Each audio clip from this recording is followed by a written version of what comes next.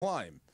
I'm not. If my life came down to a pull-up, I am a dead man. I mean, you're built more for comfort than speed. I get it. My feet will stay on the ground. That's where they are. Yes. Yeah. I'm not meant for that stuff there. I feel like climbing has been a trend growing lately, that there's a bunch of climbing gyms around. My friend goes to the climbing gym that what's his face? The guy who played the Joker, but not the most Heath Ledger? Not Heath Ledger. the He's other not guy. with us anymore. The one that's kind of annoying and everyone hates. Jared Leto. Jared Leto. So she goes to the same climbing gym as Jared Leto and sees him, and he's really kind of crazy and like culty there or whatever. But I think I just don't get rock climbing. I saw him.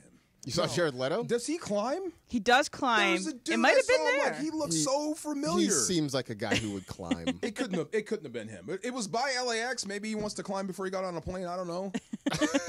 I have no idea. There was a Cleanses dude. him before a plane. But they got the pull-up bar. So when you're in there and you're working out and you see these climbers do the pull-ups, they are impressive. They can do it with reverse grip, all kinds of grips. Then they move to the fingers. And this is when my jaw just becomes unhinged. They're doing pull-ups with their fingers. Okay. That stuff is amazing to me. That's serious grip strength there. All right. Yeah, I mean, that's impressive. That's the thing. Grip you have strength, to really, forearm strength is important. Yes. You have to work on grip strength. Like, that's a big part of this, right? Because your hands are just holding on. I mean, I got good grip strength. Like, if I have to grab, like, somebody by the temples, right? I can hold you there, but I can't hold myself up. No, that's not going to work. Yeah, probably not so much. Dodgers right now holding on to first place in the National League West, but is there trouble ahead? We'll figure out the pitching situation when we come back here. Travis and DeMarco. Marcus in for Travis. We'll see you on ESPN 710. For ESPN LA contest rules, go to ESPNLA.com and click the contest button. At Children's Hospital Los Angeles, we're a nationally recognized leader in pediatric care, honored by U.S. News and World Report as one of the best in the country. Here, we achieve amazing breakthroughs that change lives.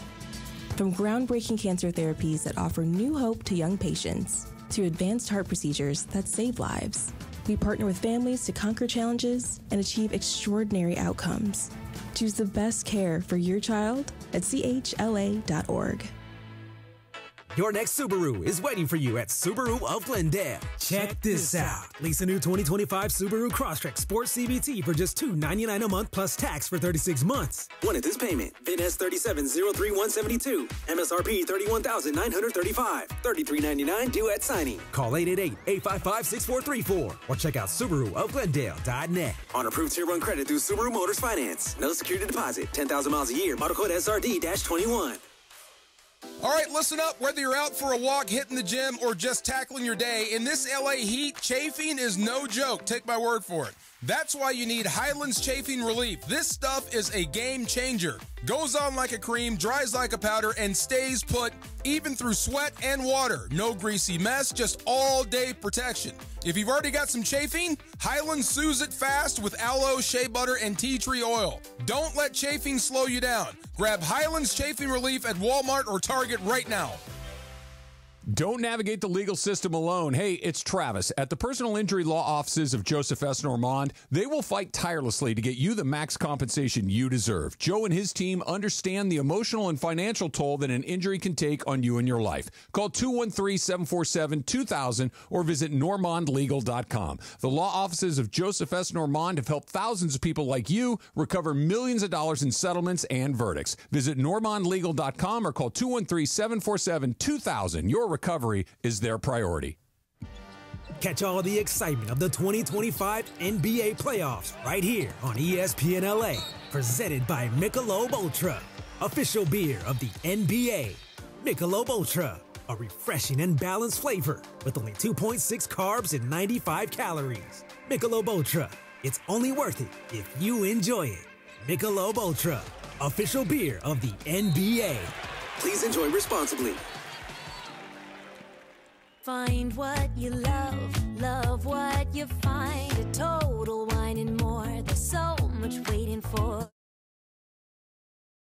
Hey, it's Travis. Join us Friday, May 30th from 9 a.m. to noon at Legends Attic in Claremont as we celebrate their one-year anniversary and kick off the Freddie Freeman World Series Game 1 Walk-Off Grand Slam Ball Tour. Plus, Oral Hershiser hosting special guests, Dodgers voice Joe Davis, Steve Sachs, Rick Monday, Jaime Harin, Peter O'Malley, and more. Giveaways and the amazing art of Dave Hobrick. Purchase your tickets for meet and greets at legendsattic.com. We'll see you Friday, May 30th at Legends Attic in Claremont.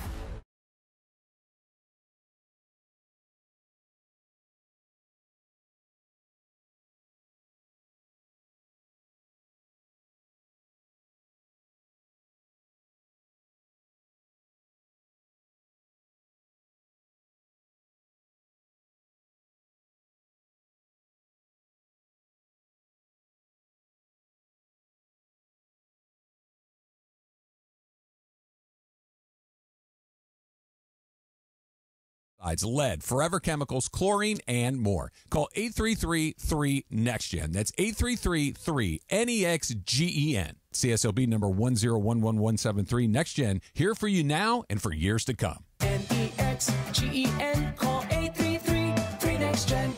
Ever feel like the road is out to... Thankfully, Hyundai is always working to ensure it doesn't, with over 130 IIHS Top Safety Awards since 2006. IIHS Top Safety Awards include Top Safety Pick and Top Safety Pick Plus awards to Hyundai vehicles from 2006 to 2025.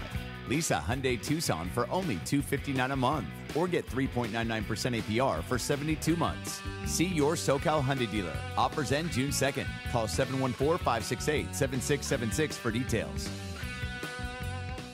Waba Grill is an LA original, so we've got to keep it real. Real fresh with our Asian-inspired menu that's grilled to order every time. Take me up and never put me down. Real quality with our marinated proteins like hormone-free chicken, ribeye steak, wild-caught salmon, and shrimp.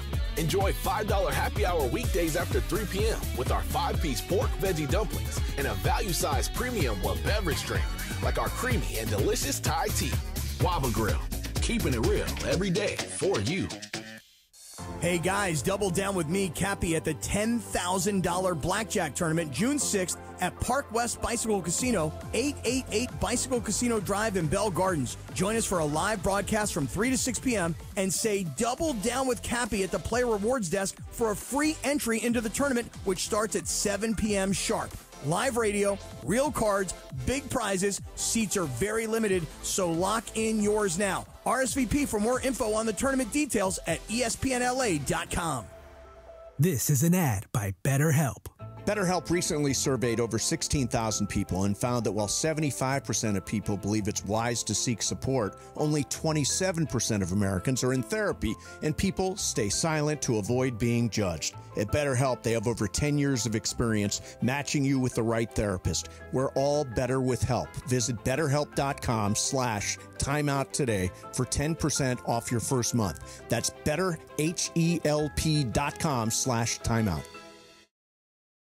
Hey guys, double down with me in my first ever $10,000 blackjack tournament. It's going to happen on June 6th at the Bicycle Casino. You know it, the Park West Bicycle Casino, 888 Bicycle Casino Drive in Bell Gardens. Here's what we're going to do. We're going to have a live broadcast from 3 to 6. But when you walk in, I want you to say, double down with Cappy. You go to the Players Reward Desk and you get your free entry into the tournament, which is going to start at 7 o'clock that night. Remember, it's June 6th.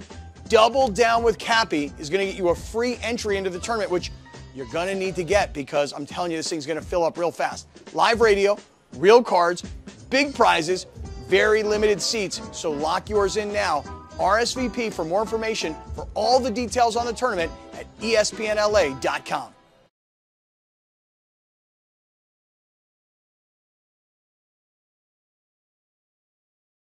Advised with the Securities and Exchange Commission. OMG, those shrimps are really jumbo. And yes, welcome to the Travis and DeMarco Show. Now mornings, 9 a.m. to noon on 710 ESPN, your destination for LA sports. Let's get back to the fellas. The Travis and DeMarco Show continues right now. Hey. Dude, I completely forgot what I did on Saturday. Okay. It's Monday, right? It is Monday. That was burlesque.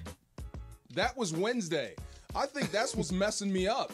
Going out on Wednesday, staying out late. I've been recovering ever since. It just threw off your whole week. Saturday is a complete mystery to me right now. It's like, dude, where's my car? But Kinda. dude, where's my Saturday? Dude, what did I do? What did we do on Saturday? I have no idea. I don't know what you did last Saturday. I have no idea. That's crazy. That's crazy. This should be the goal of the show. By the end of the show, you should be able to piece together what you did on Saturday. I'm looking at the bank statement, right? And I'm just is it where did I go? Ringing any bells? Not at all. I swear to God, it's completely gone right now. That's bad. That's horrible. Your Saturday was about as lost as Clayton Kershaw's was for the Dodgers. They get swept by the Angels over the weekend, losing all 3 games. And look, DeMarco, they're 29-18. They are tied for the best record in the National League. They're a couple games out of the best record in all of Major League Baseball on a scale of like chilling at home on the couch to in the streets panicking. What is your concern level for the Dodgers? I'm still on the couch. Even though you haven't played your best game, like you said, you're still at the top of the West. You still have – are you tied for the lead? Tied for the best record in the National League. In the National League. Yeah. So there's a lot going right for you, even though there's a lot going wrong. And it seems like this is a period of upheaval, dare I say, some change going on. So I still think the best is out there for the Dodgers. So I'm still on the couch firmly with my feet up. Yeah. I'm not panicking yet. I would think so. Although, look, I dip my toe into Dodger Nation, and I know that some of the fan base starting to, I don't know if panic is the right word, but there's discontent. Is that fair? There's discontent. There shouldn't be. You scored the most runs in the NL right now. I mean, what's the panic over? What is because they got swept by the Angels. I mean, that's sort of it. Good for them. It doesn't hurt you at all. I mean, besides losing 3 games in a row, that's it. Losing to the Angels should not bother you one bit if you're a Dodger fan. You're still basking in a World Series championship. But when does that bask wear off? Is it like mid-season? Is it when you're in the heat of a division race? Because currently they are only 1 game ahead of the Padres and the Giants, only 4 games ahead of the Diamondbacks, and it's gonna be one of those things where you could look back on this series come September and be like, how did we not win these 3 games against the Angels? I remember in 2021 there was a Giants-Dodgers matchup in June. You can look back to as a check swing, no call, and then that's the reason why the Dodgers didn't win the division in 2021. So these games do matter. But they ended up winning. They ended up beating the Giants in the playoffs that year on a check swing. They ended up being a no call because the baseball gods. The baseball gods. But they were fickle. worn out from a division race, and therefore their players got injured because they had to push really hard and they couldn't compete in that NLCS. So I think the biggest issue with this team right now is pitching, and specifically starting pitching, because they cannot get guys to give them any length, right? Tony Gonsolin was dealing with a blister issue. He gave up 3 runs in the first inning, a couple of home runs. He battled nearly 100 pitches. I think he might have had 100 pitches to get through 4 innings. The day before, Clayton Kershaw goes only 4 innings, throws 83 pitches. He gives up 5 runs in that one. Got better after the first. Got better after the first. A lot better after the first. There's a lot of good there. But, this is a bullpen that has thrown the most innings in all of Major League Baseball because the starters can't give them anything. Which sort of begs the question, because, the thing looming out here amongst everything is Shohei Ohtani, right? And the fact that he is working his way back up to start as a starting pitcher again. Do you rush him? Do you start to look around and not panic, but do you start to feel maybe pressure to get Shohei back in the rotation to give yourself another quality arm? I don't think I feel pressure or I would rush him, I guess. I might change some of the directives coming out of the training room, as in, discomfort may be acceptable. Like if he goes out and has a pitching session off the mound, what have you, and he comes back and says, I was just a little uncomfortable, but I'm okay, I can do it. Instead of saying I'm going to back all the way off, I may be like, all right, let's give him a shot from here. So discomfort wouldn't stop me at this point. So I'm going to ask you that because, obviously football is different than baseball, what have you, but, the thing about playing hurt versus playing injured, I get the feeling that the Dodgers are being overly cautious with some of these arms right now. Especially him. Right. Yeah.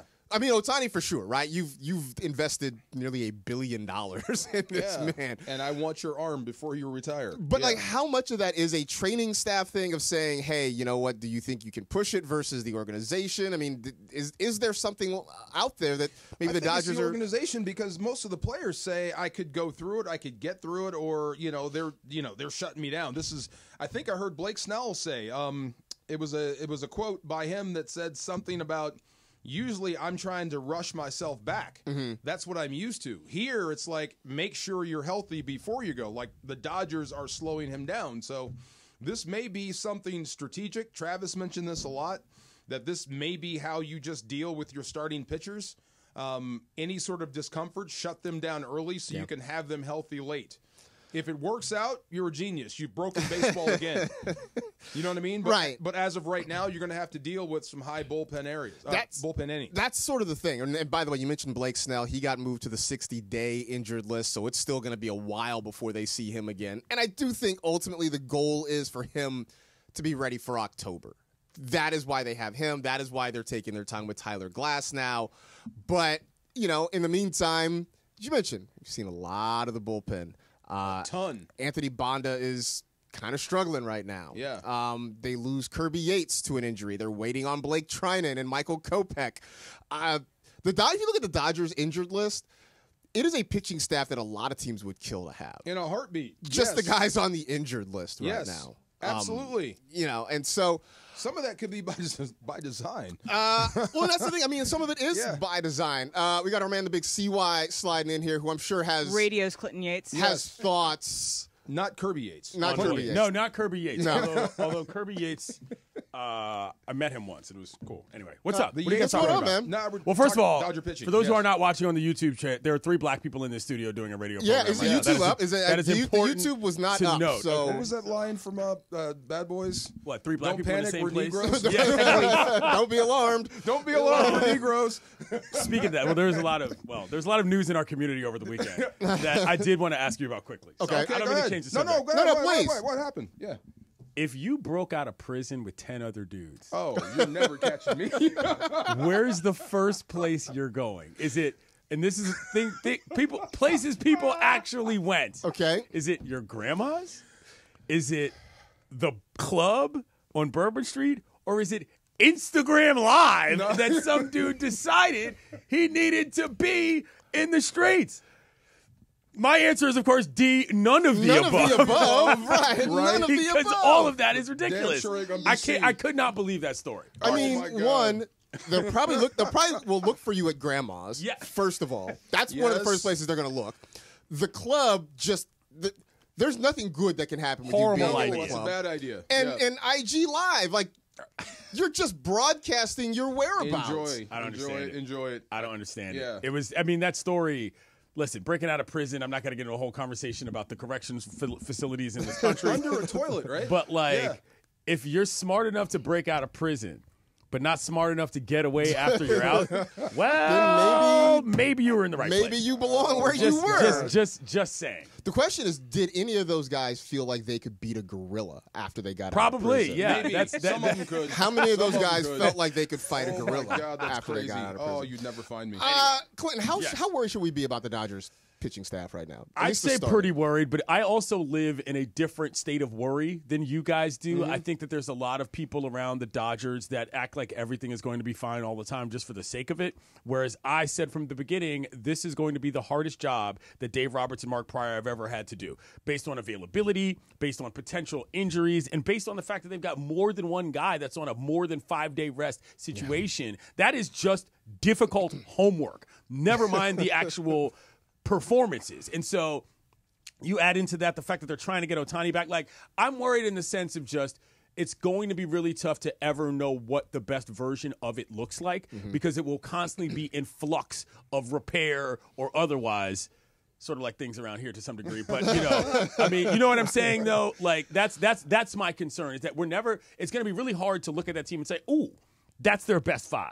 That's exactly what it should be going into a playoff. Everything is going to be as it goes, as opposed to a plan you can implement and execute. So it's like when guys come off the injured list versus what you have and how you have to yes, design. Versus performance, Yeah. and you know what I'm saying, and then versus I don't know. It's a lot of work. Yeah, it's just a lot to deal with, and so maybe sure you get 6 weeks of Kershaw in the middle of the season, but what does that show you about what your staff's going to be by the time September comes around? Probably nothing, because he probably won't be able to play, and so there's a lot. I mean, I'm not being flip here. No, I'm just saying this kind of man management is the hard part. Never mind what you actually do on the ball field. Well, I mean, to this point, they haven't had all of their pieces ready at the same time to even begin to evaluate. That's what I'm saying, right? I mean, they're just trying to make do with what they have is still better than more than half the teams in the league. But they're just still trying to make do with what they've got. Right, and I just think from a fan confidence standpoint, that's how you've got to look at it. You just don't know, and if you're guarding against being down by saying, well, once they get it all together, you don't know what it looks like. But it never happens. Right. So that's not necessarily something to bank on. So you're not warming up the panic bus. You're just trying to keep an eye on it. The analogy I use is, you know what I say all the time? I am looking at the fire extinguisher. I have not broken the glass. I have not pulled out the extinguisher. Okay. I am not spraying it around to make sure that any flames are going out. But I know where it is. Okay. You know what I'm saying? Because yeah. you got to know. I mean, that is the hardest part of what Dave Roberts is going to do all season, is figure out what to do with their pitching staff. Can I call you a baseball historian? To a degree. To a degree. At 3,000 strikeouts means what to you? Well, it means, I think, less to me in 2025 than it would have meant to a 15-year-old kid 30 years ago. You see what I'm saying? That stat, I think, for me is little. I mean, it's an accomplishment the likes of which you're not going to see again, but it is also a compiler stat. That's a stat that you like more if you like the team that the guy played on. You see what I'm saying? Okay. It's not necessarily one where you're walking into the building and you say, hey, grandson, that's the guy that struck out 3,000 batters. It's not quite there, if that makes sense. Whereas 50-50, that's another thing. You're like, hold up. That's Wheaties ball. Yeah, exactly. Is it because guys strike out so much more now? Maybe. I think so. I think that has a lot to do with it. Stats. I also think it's a personality thing at this point. Like some guys, they just don't, strikeouts aren't what they used to be in the sense of the personality of the pitchers show. It's can he get it is my question. Talking about Kershaw. So. You don't think he's going to get I think he can. It's 30 strikeouts, right? It's only 30? He needs 30 right now. I thought he needed closer to 70, so that's he needs 30 right now. Okay, if he needs 30, I believe he'll get there. I thought it was over 50 to 75 because I don't keep that. To your point, I don't keep that stat on hand. I'm not thinking about it, but if he only needs 30, I think he'll get there. I think it's incumbent upon the Dodgers to get him there. I would say so. Give him as many opportunities as possible. There's a reason you have him still around here, right? And it's like, but they got rid of Austin Barnes, so but Austin Barnes ain't Clayton Kershaw. I mean, I just think. He was his guy. That's my point. And so, what I mean to add on to that, pardon me, is this might be the last chance. Oh yeah. They're not. This charade is not happening for another season. Oh yeah, is what I'm saying. No, not at all. It seems like that's letting him go. It seems like they're pushing him towards retirement. I mean, I think it's reasonable. I think the guy's had a great career. It's a great moment for the fans. Yes. Yeah. Speaking of fans, bigger deal that you got swept. The fact that you lost 3 straight, or that you lost 3 straight to them, the Angels. To the Halos.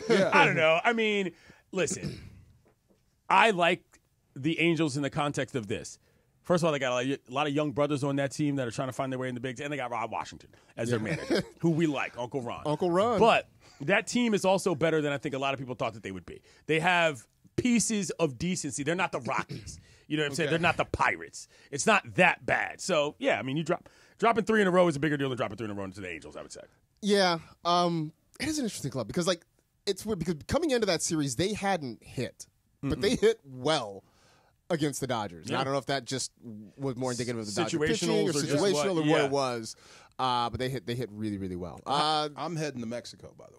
Are you? Okay, that's where you go. We snuck out. To me, I'm going. I'm going to Canada. I'm going north. Yeah. Right. Are you going to Zihuatanejo like in Shawshank Redemption? Right. Whichever way you're going, I'm going the other way. Mexico is too obvious, and I feel like there'd be a price on my head kind of situation outside of the regular price on my head. Regardless, we should just scatter. We shouldn't all go the same direction. Don't follow me. Don't follow me. Thank you. Serpentine. There you go. I don't have to outrun the cops. I just have to outrun you. Right. line. That's it. The That's all movie it The is. Fugitive. Best line in that. Wherever you go, just don't follow me. Just don't follow me. Follow me. There it IG is. Live is just insane. I just cannot believe Come the on. audacity of Oh, what are you today's doing? prisoner. Oh, man. Yeah, man.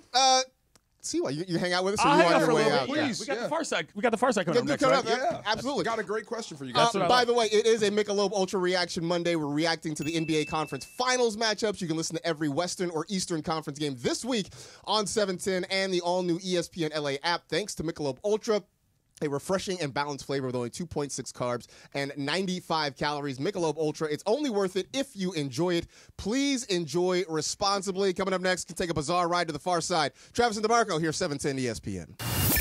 The biggest show on the radio. Mason and Ireland on 710. There are a handful of people on the planet, and I'm one of them, who can function on very little sleep.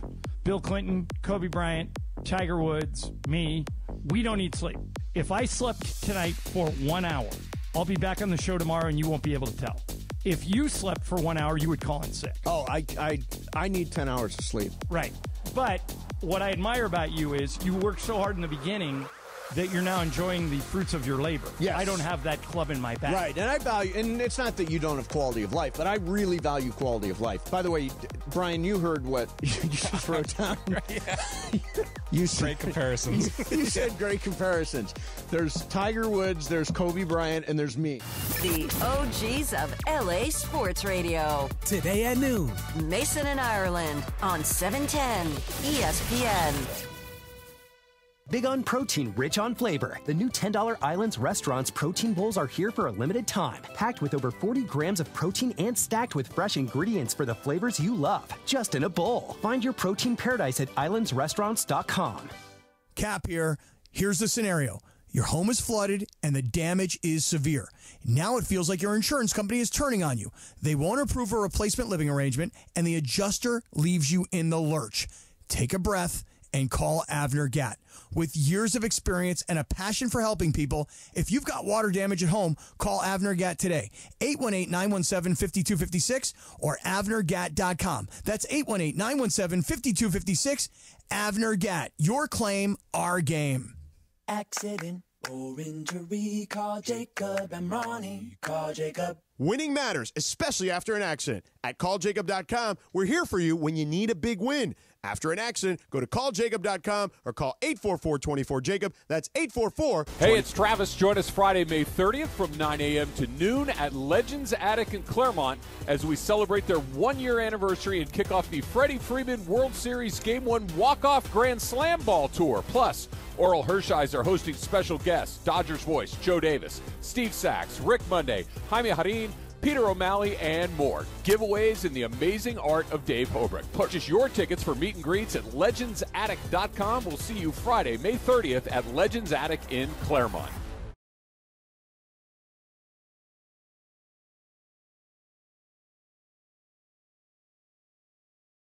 Free Millwork virtual apron service can get you moving and doing. Plus, we speak Spanish too. Our associates can help you tackle complex jobs without you leaving the job site, saving you time and money.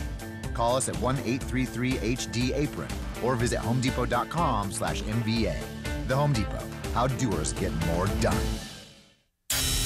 This is the Travis and DeMarco Show. Now weekdays 9 a.m. to noon on LA's mega sports station. 710 ESPN. You unlock this door with a key of imagination. Beyond it is another dimension. A dimension of sound, a dimension of sight, a dimension of mind. You're moving into the land of shadow and substance, of things and ideas. You've crossed over into the far side. I'm in the far side. You're in the far Let's side. Go. It is the middle ground between light and shadow. Do you know what helped? 4 or 5 hour ride. I jumped in the ocean. It helped. Between science and superstition. I gotta feel quick. I gotta feel quick. I gotta feel fast. I want to feel naked out there. And it lies between the pit of man's fears and the summit of his knowledge. The far side. I do not mind making an ass of myself every now and then. I don't mind being that guy. Sometimes things need to be said, and I'm not afraid to say them. Restaurants, public, private, I do not care sometimes, but I do have a problem. I was going to ask you guys about this and tell me if I'm wrong. So Okay. I can't remember Saturday, got erased. 2 gig brain, 2.1 came in, something got kicked out, Saturday's gone. But I do remember Sunday. It's our family tradition. We go down to our local farmer's market, hang out, enjoy the local fare, buy some stuff, buy some fruit, buy some veggies, what have you. Just have fun. Okay. There's a good vegan spot down there. There's a Japanese lady that makes great spam musubi that my daughter loves. There's just a bunch of stuff there that we love. And then we go and we sit underneath, and there's like 2 tents, and I want to say 1, 2, 3, 4, 5, like 6 or 7 tables, 4 chairs each. And there's thousands of people that go through there. So it's not going to sit everybody. So what you're supposed to do is you go get some food, go sit, eat. When the next group comes in, you get up and leave, right? Right. Especially on that end. This is where the band is. There's an old guy that does this one-man band act that's great. He plays the guitar, plays the drums with his feet. He's amazing. Does all these new songs, or old songs, but puts a newer spin to them. Kids love it. There's an old man that comes out and does the big bubbles. Okay. Yeah. Right. He makes the bubbles. Two-hand deal. Two-hand deal. The kids love it. And like you said, he doesn't do it for money. He does it because he loves the smiles. Love of the game. This has been going on forever, okay? So we're there Sunday, and right when I came in and sat down with the food, there were 2 guys at this table. Now, it's a 4-top. Mm-hmm. They're sitting there, just 2 guys with smoothies. So they're not eating food. Then I realized they're signing to each other.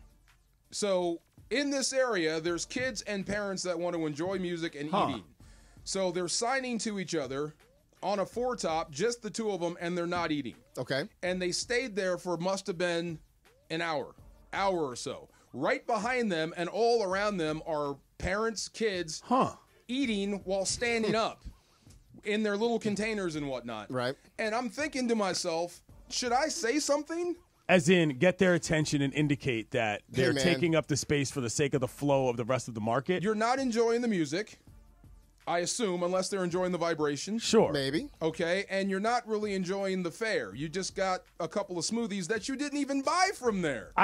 Okay, well, that might be your biggest actual thing. If you're just enjoying the space without any of the reason for the rest of the community being there, being deaf almost has nothing to do with it. Right. You know what I'm saying? Yeah. It's like, why are you here when everybody else is trying to be here? And mind you, the beach is right there. Sure. There's benches everywhere. You could go someplace else and have your conversation and leave the tables for the families who are sitting around you. One thing is that if you're signing, you might need both hands, and so it's nice to set your smoothie down. That's fair, and yeah. use both hands when you're signing. Okay. Because like something like, I guess a bench you could put it next to you, but I think that might be why they want a table as opposed to just standing and enjoying stuff. They might want to sit down so Excellent they can have observation. 2 hands Yeah. to sign. Because you got to use 2 hands. I at get once. you. So, okay. But before, when I saw them walking, they were having a great conversation with smoothie in hand, and they just didn't seem like they missed hold a on. beat. What did you end up doing, I think, is the best part of this situation. I didn't do anything in this situation because I didn't know how to handle it. Right. And I didn't know what to say. And it's not like it's a park where you can go to the ranger and say, hey, can you Hey, Mr. intervene? Ranger, sir. Or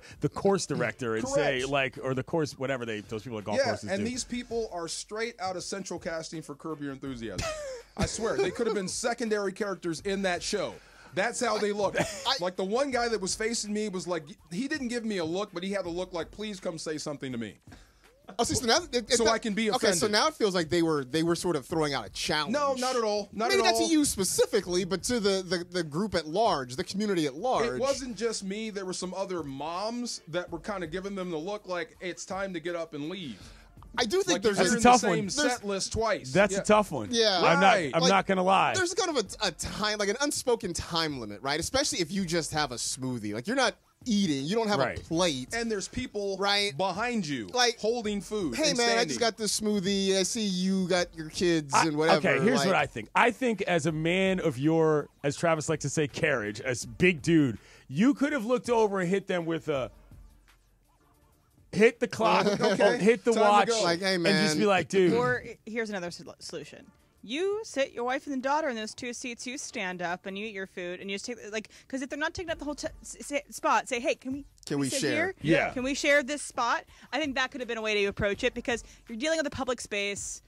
public space is shared. You're going to have to expect that not everybody is going to share it properly, but it's the kind of cost of being in a public area. That's true. And I did give up my seat. I did. I let the lady come over. And by the way, sit I'm down. not saying you use a symbol for time for the sake of trying to sign to them. I'm saying because that way you don't have to actually approach them. Everybody understands that from a distance away, which is like, yo, speed it up. But that's the worst part about this stuff. It's like, you want to get something at the farmer's market. It's all across. You just have nowhere to put it. So you can maybe sit on the ground or like on the curb or something, and you have a little bit of a makeshift thing. It's unfortunate because the food is so fun and nice. It can be dicey. I almost sent the Farr family WMD over there, my wife, and then the whole thing goes away if that happens. So I just kind of let it go, but I didn't know how to handle it. I really didn't. I just let that go for a while. So, more important question I gave is, up my seat. Yeah. What did you eat?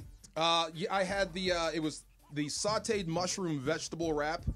My wife had it was some Japanese curry, and then I got a couple of smoothies. There is a vegan falafel wrap with spicy. Oh my God! Right. Yeah. We sat there for a good hour and 20 minutes. Oh wow! This is our thing. Places I would go after breaking out of prison. There you go. The farmer's market. The farmer's market. Okay, so I did the right thing. Absolutely. Yes. Noah High School senior who's a leader, scholar, and athlete. Nominate them for the ESPN LA All-Star Student presented by Rotolo Chevrolet. 5 winners, $500 scholarships, VIP treatment at our All-Star Friday event. Nominate your All-Star student today at ESPNLA.com. Thanks to Rotolo Chevrolet, the #1 Chevy dealer in the West region. 13 years in California. Once again, come see what all the fun is about.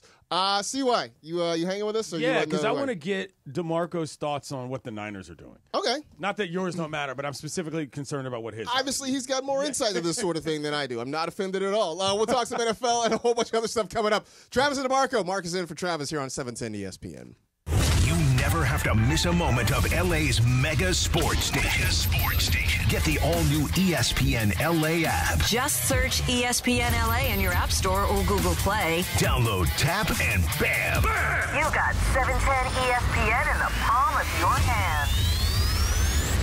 Next Gen is the official heating, plumbing, and electrical company of SoCal sports fans and is the absolute best in the biz with thousands of 5-star reviews to prove it. Get ready to beat the summer heat with Next Gen. For a limited time, enjoy a free whole home air cleaner with any new AC installation. Call 833-3-NEXT-GEN. That's 833-3-NEXGEN to book your appointment. CSLB number 1011173. Next Gen, here for you now and for years to come. NEXGEN, call 833-3-NEXT-GEN. Memorial Day at Morongo is so much fun that after Monday, I'm taking off Tuesday. And now the top reasons to visit Morongo. Memorial Day freebie. Get a free red, white, and blue hydration bottle, the 26th. Number 2. Neo, live June 20th. Get tickets now. And the number 1 reason. We're giving away a Ford Mustang Mach-E. Earn entries now playing table games. And you could drive off in a Mustang the 31st. Morongo, good times. Hey guys, it's Sedano. If you're ready to upgrade your driving experience, you gotta go and check out what's happening at Cadillac and their incredible new lineup of state-of-the-art EVs, sedans, and SUVs. And hey, look, there's no better place to experience the luxury of Cadillac than at Cadillac of Beverly Hills. Check out Cadillac of Beverly Hills and their beautiful showroom at 8767 Wilshire Boulevard in Beverly Hills. And check them out on the web at CadillacBeverlyHills.com. Don't navigate the legal system alone. Hey, it's Travis at the Hey, it's Travis. Join us Friday, May 30th from 9 a.m. to noon at Legends Attic in Claremont as we celebrate their 1-year anniversary and kick off the Freddie Freeman World Series Game 1 Walk-Off Grand Slam Ball Tour. Plus, Oral Hershiser hosting special guests, Dodgers voice Joe Davis, Steve Sachs, Rick Monday, Jaime Harin, Peter O'Malley, and more. Giveaways in the amazing art of Dave Hobrick. Purchase your tickets for meet and greets at legendsattic.com. We'll see you Friday, May 30th at Legends Attic in Claremont.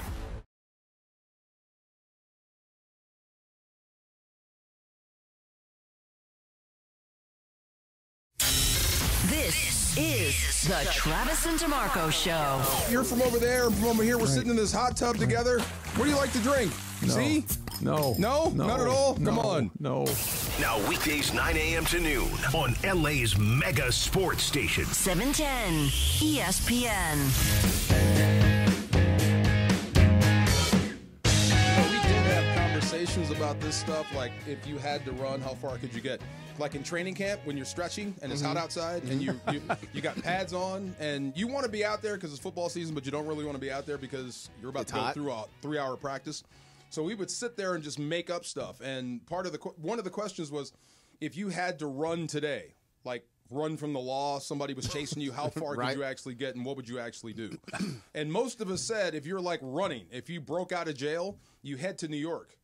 And because you kind of blend in. Sure. There's That's kind of an old school take because of facial recognition technology. But it's different now. But back then, I got you. Right. New Orleans was up there. New York was one of them. And then some people had I'd go to Europe. Like you'd be caught in a day. But that means you have to travel and go to an airport and leave the country. All Greyhound Peter Pan buses. Yes. Lock.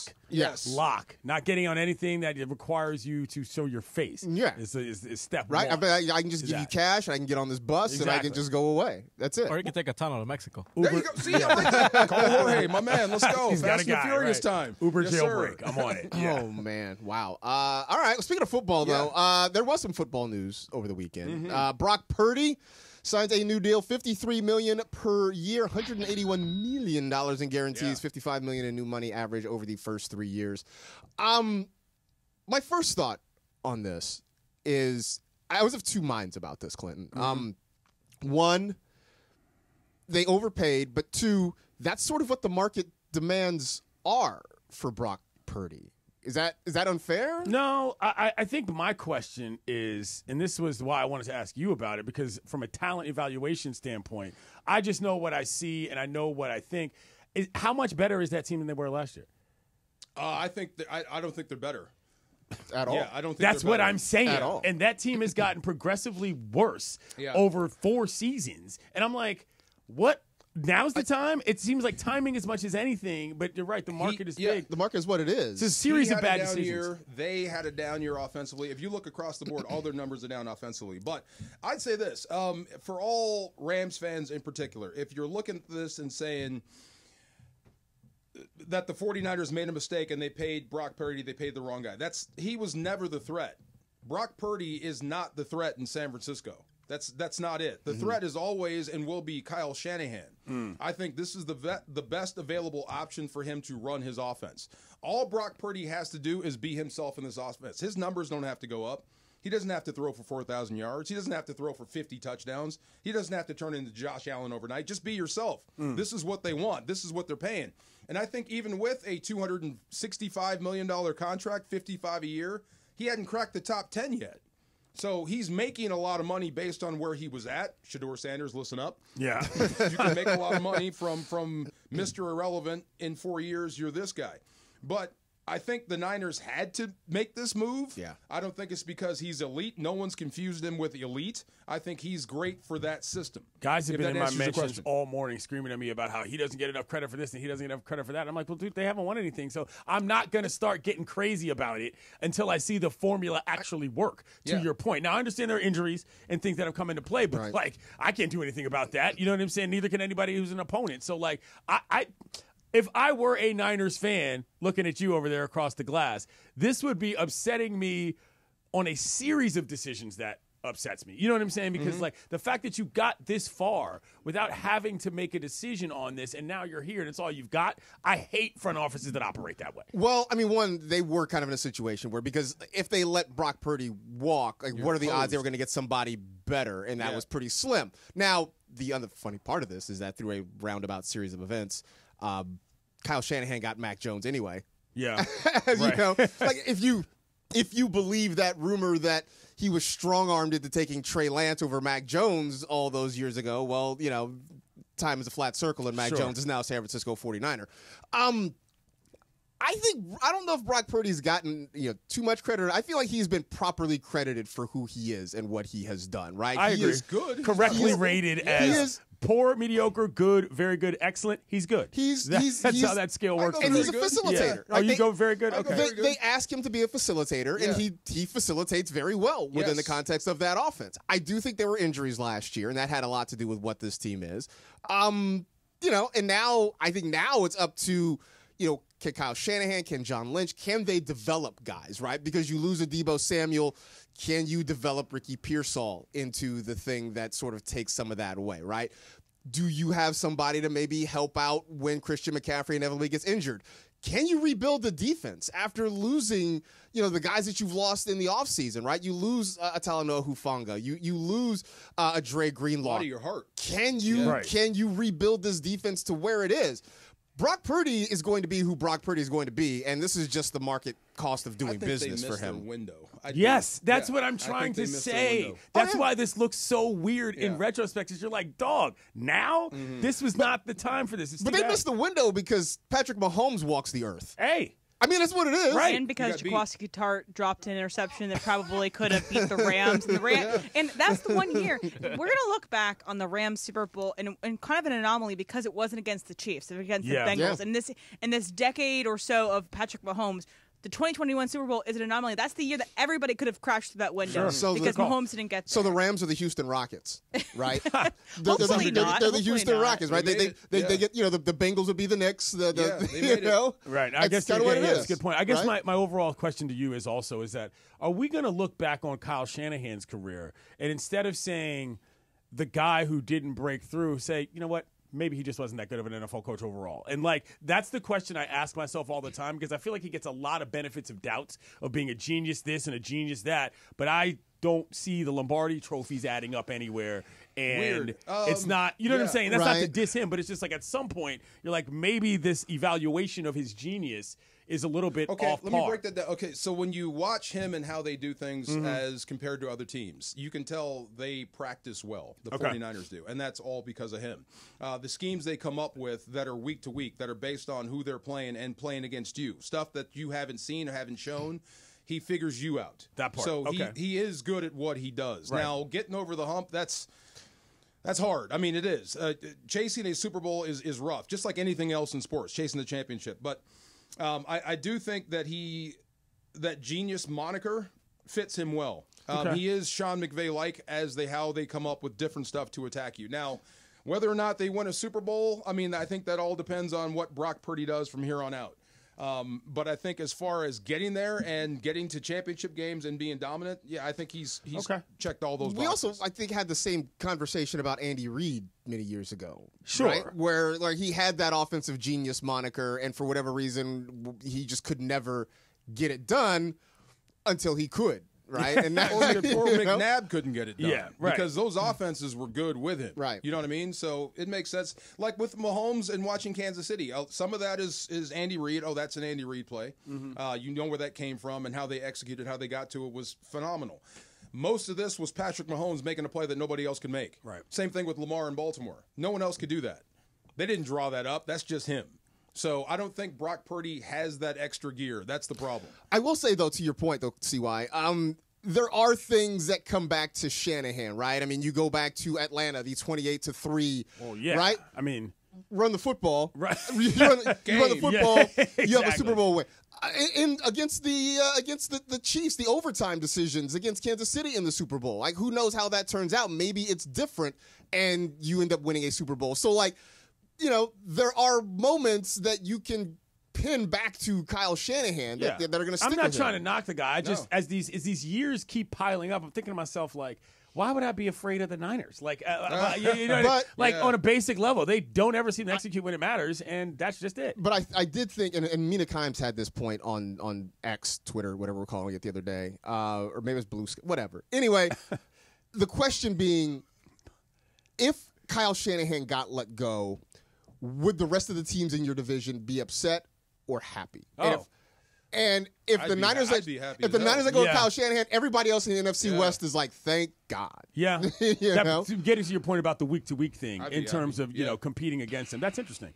I mean, I wonder what the threshold is then at that point for them. Like, at what point, if you're just now not re-signing, but you're just now getting your quarterback his deal, you've already had this many years. DeMarco, you think the window is missed entirely. If you're the front office of the Niners, well, where's your timeline for Shanahan?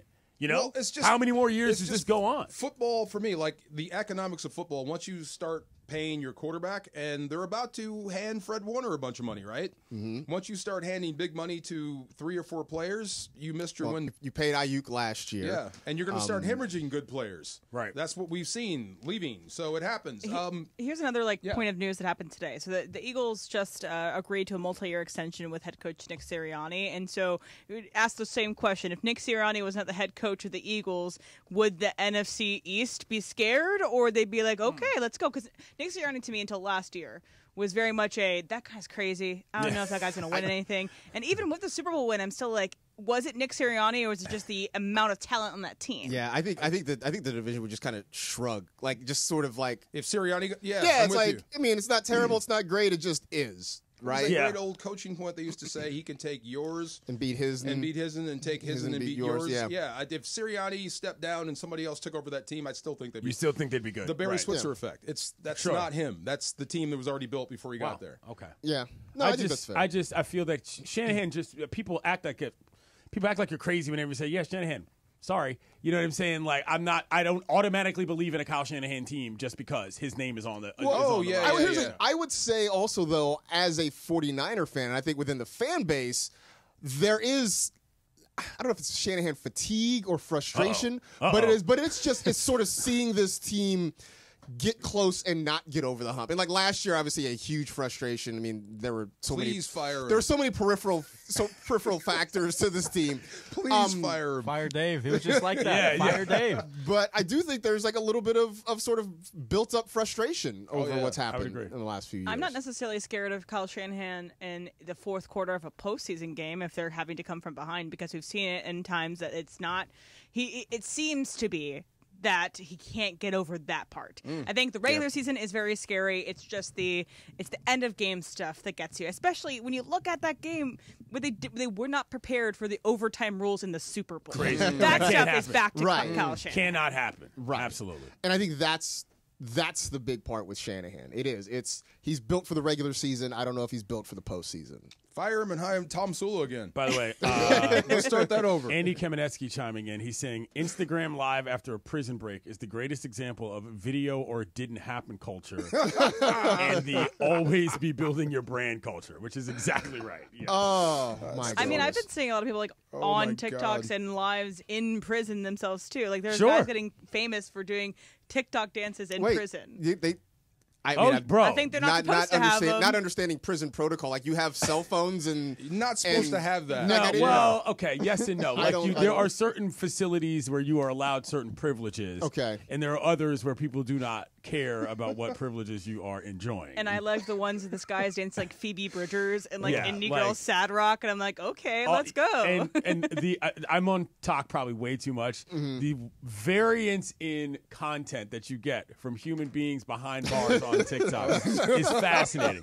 Sometimes it's one dude doing what Emily talked about. Sometimes it's a guy, making food. You know what I'm saying? In a stairwell. Another. Wow. Don't laugh. Other times it's like 35 dudes just in a room playing basketball, and you're watching this on talk, and I'm like, what is going on? Prison talk, man. Like, maybe I should go back and check this out. Go back? No, you don't ever want to go back once you get out. We just established. I was on the TikTok. I got off the TikTok. Like, now I don't know. Do I need to re-up on TikTok? It's my favorite social media site. So. All right. Another series I really like is this guy who got out of prison after 25 years, and he's just going around and trying all these different fast food like quick service restaurant. Like, he goes to Chili's, he goes to Applebee's, he goes to TGI Fridays, and he does all these I'd love to hang out with that reviews dude. of this. Yeah. That's what I would do if I got out of prison after 25 years. I'd be going to Chili's right away. I'd be in a restaurant somewhere. Wow. So I've been in the joint. Now I'm going to go to Texas Roadhouse and bang out some prime rib. See what's going on there. Oh, fantastic. All right, boys. I'm getting out of here. All right, man. Good to see you, man. Good to see you. Yes, sir. I'm not going. You missed our Andor talk. We were talking about What? that earlier. Yeah, we started to show a little bit of Andor. Yeah, quick Andor thoughts, Clinton. Yeah. Best television series. Okay. My friend Sarah said this to me the other day. Andor Season 1 plus Andor Season 2 plus Rogue One is the best trilogy in the series. Goodbye. Mic drop. That's a strong way to Hard to exit. argue. Check them out Hard every to argue. morning, 7 to 9. Clinton and Friends. By the way, you can celebrate 1 year of Legends Attic with Travis and DeMarco live May 30th. Iconic legends like Steve Sachs, Jaime Harim, Peter O'Malley. Legends Attic giveaways, live art with Dave Hobrecht, and see the ball from Freddie Freeman's unforgettable Game 1 Grand Slam. It's all happening at Legends Attic, 619 West Foothill Boulevard in Claremont. Tickets at legendsattic.com. So, the reigning NBA champs, they are out. We're going to have 7 different NBA champions in 7 years. Parity has come to the NBA. Woo! Is that good? We'll discuss that and more coming up next. Travis and DeMarco here, 710 ESPN. Hey, guys, double down with me in my first ever $10,000 blackjack tournament. It's going to happen on June 6th at the Bicycle Casino. You know it, the Park West Bicycle Casino, 888 Bicycle Casino Drive in Bell Gardens. Here's what we're going to do. We're going to have a live broadcast from 3 to 6. But when you walk in, I want you to say, double down with Cappy. You go to the Players Reward Desk, and you get your free entry into the tournament, which is going to start at 7 o'clock that night. Remember, it's June 6th. Double down with Cappy is going to get you a free entry into the tournament, which you're going to need to get because I'm telling you, this thing's going to fill up real fast. Live radio, real cards, big prizes, very limited seats. So lock yours in now. RSVP for more information for all the details on the tournament at espnla.com.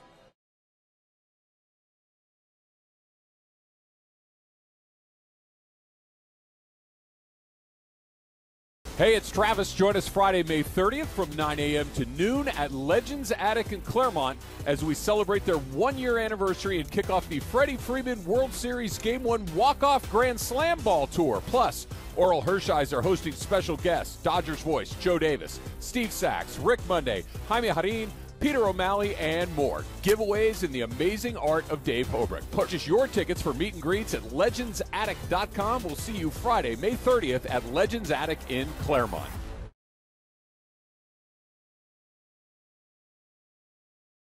$5 happy hour with our 5-piece pork veggie dumplings and a value-sized premium one beverage drink, like our creamy and delicious Thai tea. Enjoy $5 happy hour weekdays after 3 p.m. Only at Waba Grill. Hey guys, it's Sedano. Flashy discounts, gimmicky sales? Don't fall for it. At Hernandez Wholesale Flooring, we give you honest, wholesale pricing all year long. No bogus markups, no tricks, just the best floors at the best prices. Call 866-62-FLOOR. No sale beats wholesale. Hernandez Wholesale Flooring, check them out at hernandezwholesaleflooring.net or call them at 866-62-FLOOR. For the best prices on hardwood carpet and more, call 866-62-FLOOR. Hey guys, double down with me, Cappy, at the $10,000 blackjack tournament June 6th at Park West Bicycle Casino, 888 Bicycle Casino Drive in Bell Gardens. Join us for a live broadcast from 3 to 6 p.m. and say double down with Cappy at the Player Rewards Desk for a free entry into the tournament, which starts at 7 p.m. sharp. Live radio, real cards, big prizes. Seats are very limited, so lock in yours now. RSVP for more info on the tournament details at espnla.com. What's going on is Bethel Duran, and if your car is damaged in an accident, or if you just want to get it repaired, or if you just want a paint job, Leo and the crew at Active Collision are there for you. Let them know that 710 sent you, and you get 50% discount on your insurance deductible. Call them at 626-330-0100. That's 626-330-0100. Or check them out on Instagram at active.collision. Leo and the crew will walk you through every single detail. Call Leo anytime. They got the tow truck ready for you. Leo is family, and he'll take care of you. Switching to Progressive is a game-winning call. And that reminds us of other game-winning calls in the history of sports. So it was the fourth quarter and we're down by 5. Sweat pouring down my face. Suddenly it hit me. If only I could wrap part of the towel around my forehead. And that's how I became the first basketball player to wear a headband. Okay, not really a game-winning call, but it was a good call. You can make one too. Switch to Progressive and you could save hundreds. Progressive Casualty Insurance Company and affiliates, not available in all states. Now more than ever, Lowe's knows you don't just want a low price, you want the lowest price. And with our lowest price guarantee, you can count on us for competitive prices on all your home improvement projects. If you find a qualifying lower price somewhere else on the same item, we'll match it. Lowe's, we help, you save. Price match applies the same item. Current price at qualifying retailers. Exclusions and terms apply. Learn how we'll match price at Lowe's.com/lowest price guarantee. And yes, welcome to the Travis and DeMarco Show. Now mornings, 9 a.m. to noon on 710 ESPN. Your destination for LA sports. Let's get back to the fellas. The Travis and DeMarco Show continues right now. On the flight till we see. They edited this song, didn't they? The beginning of this song, yeah, they changed that one quick. Wake up in the morning feeling like wine. Yep. I always love like the Kids Bop versions of these songs. Yes. Like they always try to like like I was there's a Kids Bop version of Hot to Go by Chapel Roan. H-O-T. And like they play so like Hot Dog. I have a kid and he's of the age where we go to Chuck E. Cheese regularly and like there's like a music video where they're referring as Hot to Go as a Chuck E. Cheese pizza, which like no one's taking Chuck E. Cheese pizza to go. How do you? Yeah, no. I mean, never have. Okay, surprisingly though, did you guys know this? That there's like on DoorDash, or at least they used to have it, where they might make up the name for the place, but it's actually your pizza's coming from Chuck E. Cheese. Like there's ghost kitchens kind of thing. So the pizza place might be like, Pizzaroni's Pizzeria, right? But they're actually going to Chuck E. Cheese and bringing the pizza to you. I would think that. I mean, if you pay Chuck, if you give Charles Entertainment Cheese your hard-earned money, they'll let you take the pizza out of there. But I've never called for why delivery. why do they care? You paid for it. Do whatever you want with it. But like no one actually ever does that, right? Yeah, I guess their pizza is better than it has to be because we're not there for the pizza. It's really not. I mean, for what it is, it's not bad pizza. There it is. Yeah. Okay, it's pretty similar. Except like the video is it's them like taking pizza, although as opposed to I really don't think Chapel Roan was singing about takeout pizzas. She might have been. You never know. I don't have. Might have been the remix. Just have a feeling that she's not. It's the farewell for Around the Horn. Yeah, man, that's that's wild. It's coming to an end. It's one of those things that's been with us for almost, it seems like forever. Right? PTI and Around the Horn. That was the afternoon lineup for forever and ever and ever. And this is it, the final week of Around the Horn, final week of Tony Reale farming out questions to writers, and we should have asked CY if has he made his final appearance on Around the Horn. I'm sure he'll let us know on his show, but I think it's one of those it's one of those things where it highlighted journalists from around the country and made journalism into a game almost, and takes into a game, and it just was one of those things you'd always just put on your TV at the end after school and just enjoyed this. Yeah, and I think what was fun about it, there was the game show aspect of it where everybody's trying to score points. I never knew how they assigned points. I'm pretty sure it was just Tony. Willy-nilly? Yeah, just sort of arbitrarily like, hey, you made a lot of good points, so I'm going to give you a whole lot of points. And by the way, Clinton's going to be on Thursday's show. Okay. Is he? Okay, all right. Awesome. But the other part of it, though, is that, at least you had Tony to give pushback on things. Like, there's so many, talk shows, hot take shows, where you just kind of throw something out there with no pushback. Like, Tony had the power to mute you if you said something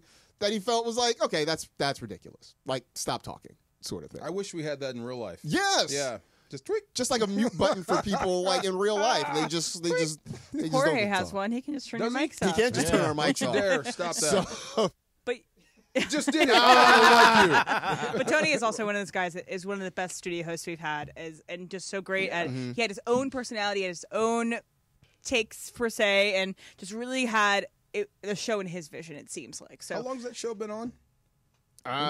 Since 2002. Wow, really? Yeah. Okay. Yeah. That was the big embrace debate movement, right?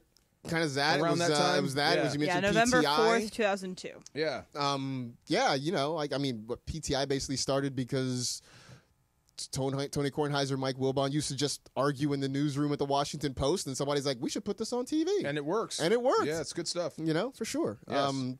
This final week. I'll tell you guys a lot more about it on Thursday, my last show. Oh, okay. All right. Awesome. CY said he's got some inside. I remember the first. Wasn't that Woody? Woody Page with the whiteboard. With the whiteboard. It's always used to make me laugh. Always something new on the whiteboard every single time. Who was the guy he used to go at it with? It was Woody and someone else. Oh, there's a lot. Bob Ryan was Maybe there it was for Bob a while. Ryan. Yeah. Tim Cowlishaw was on. I mean, there's so many long-term staples of that show. The Hollywood Squares of sports. It was the Hollywood Squares of sports. Yeah, a lot of staples there. We have not had a lot of staples when it comes to NBA championships. We are on the verge of getting our 7th different NBA champion in the last 7 years. That is because the Boston Celtics are done. I don't think many people in Los Angeles are sad about that. That Boston's out. I'm so happy. Yeah. Outside of the Lakers winning, this makes me the happiest. Is, that Boston is, eat it. I feel like it's Boston. Thank you. Right? Thank you, little kid. For me, as you know, I didn't grow up a Laker fan, but I grew up on the West Coast, and as a self-respecting West Coaster, I cannot see Boston prosper. Yes. I just can't. Right there with you. But is this actually good for the NBA, not having so many different diverse champions in a row? Okay, I usually like the blue blood stuff. I like the historically the franchises that are tied most to the league. I love. That's my jam. But every now and then, this is fun. Right. When you get Indiana, you get OKC, who's done it before, right? They have a championship in their history. OKC does not. The Sounders have one. The Sonics. Yes, the Sonics have one. The Sonics became the Thunder, so okay. So I guess we're it's in there through the transitive property of championships. They have. Yes. We count the Minnesota ones. So yeah. I think it counts. It's in there. You got a championship in your franchise history, regardless of name. All right. But the idea that we have 7 different champions in terms of like not necessarily it's the first championship, but there's 7 different ones in these years. So we had the Toronto Raptors, and then it went into the Lakers, and then it went into the Bucks. We've had the Nuggets. We've had the Warriors. You know, it's great. And also, weird thing, 4 of the coaches in the last 7 years are no longer with that team. So we got Nick Nurse, Frank Vogel, Mike Budenholzer, and Michael Malone are all no longer with the teams that have won in the last 7 years, which is kind of a crazy thing to think about. That's wild to me. Yes. Because I really feel like winning a championship gave you a grace period, right? Like you win a title, and especially in places like Denver or Milwaukee, right? Like you're not flush with titles. Yeah, right. Right? Like, but you are flush with talent with some of the best players in the league right now, which have these kind of windows that are quite short. Yes. Milwaukee probably done, especially if they... Well, if Giannis is probably gone. Now, the Vogel got Lakered. He got Lakered. And that was the bubble. So that was a weird deal. I think the Nuggets are going to be back, and maybe we're selling OKC short. I know they're an upstart. They're new to the elite game. But they're also young, too. Like, they can be together for a few years. I think they may be back again and again and again. They're not going away. Regardless of how this season turns out for them, they're not going away. They're not. I look at this as it feels like front offices are scared of players. And when players start to grumble, they immediately move the coach. Except, like, when that's happened, how often do they actually keep the player at the same time? Like, the Bucks go and fire Mike Budenholzer. They're probably going to lose Giannis anyway. Yeah, Giannis is not immediately happy because the coach goes away. Look at Jokic right now. He's not up. He's not going to go to free agency this offseason. But, you know, something to monitor with him is, like, if we take away Michael Malone, how happy will Jokic be? Will he stay Nugget forever because of what's happening too? I get your as point. Much help as possible. Yeah, I would get him as much help as possible. I mean, you should. You should build around a guy. I mean, he is. I hate the phrase generational talent, but he kind of is a generational because it's overused. Because it's overused. Okay, right? Because like we get a generational talent every 3 years. He's great. How right? about that? He's phenomenal. Yeah. Firing a head coach like that when you just win a championship is a symptom that your front office doesn't really know what it's doing. Your front office is kind of like, sure, we'll try this, we'll try that, and it might just be that having consistency and patience is which is why it was weird with the Nuggets. Is that the Nuggets are a team that had in the past been consistently very patient and had stuck through things with Michael Malone and Jamal Murray and Nikola Jokic, but now they're kind of with this trend of instinctual moving off things very quickly, which just doesn't seem to me to be a fruitful long-term thought process. Also, winning a championship is not a guarantee of winning multiple championships. It's just not. No. And I think that's maybe the belief, right? We won one. It guarantees one parade. We're right. We won a championship. We're going to try and keep our core together, right? We're going to keep Jokic. We're going to keep Jamal Murray. We're going to try to keep these guys together. Last year, there's no guarantee that they win another one this year. And it feels like that's what these moves are. A little more probable in basketball with Jokic, though.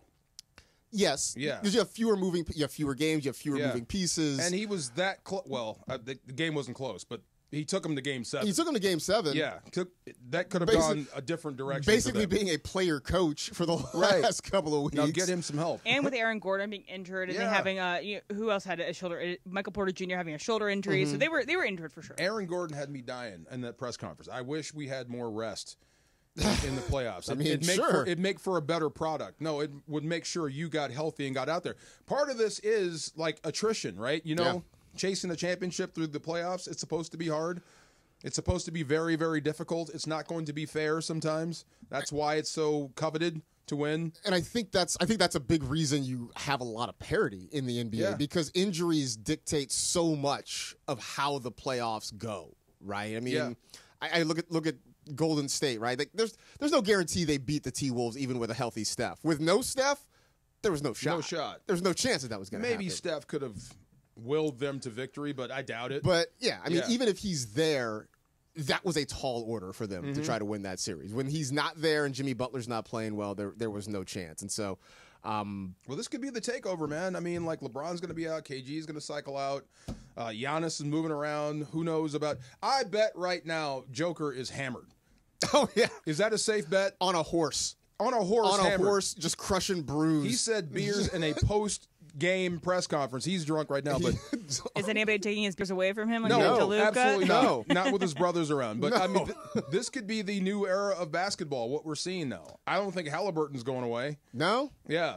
Get ready for the SGA era. It could be the SGA, Chet Holmgren, Jalen Williams era. We've been talking about the outgoing grizzled graybeards, and in walk the new guys, and this is where they reside, at the top of basketball. But we've also kind of been talking about that for 7 years since we've had these new. We haven't had a repeat champion in 7 years. I know, but LeBron going out, Steph going out, Luka going out, Giannis not being in it. I'm looking. I'm just seeing on all the stuff. Giannis just tweeted out something that says New York. Yeah, that was over the weekend. Was that over the weekend? So he was taking in an Ask Me Anything kind of vibe and was asked his favorite city to play in on the road. He said New York. Yeah. He was also asked another question about Knicks something fans else. went berserk. He also was asked and something else. Was like, I like Florida. I like Texas. Giannis is just playing up every option. He's just playing on people's emotions. New York is fun for him. Playing with people's emotions. Do you like New York?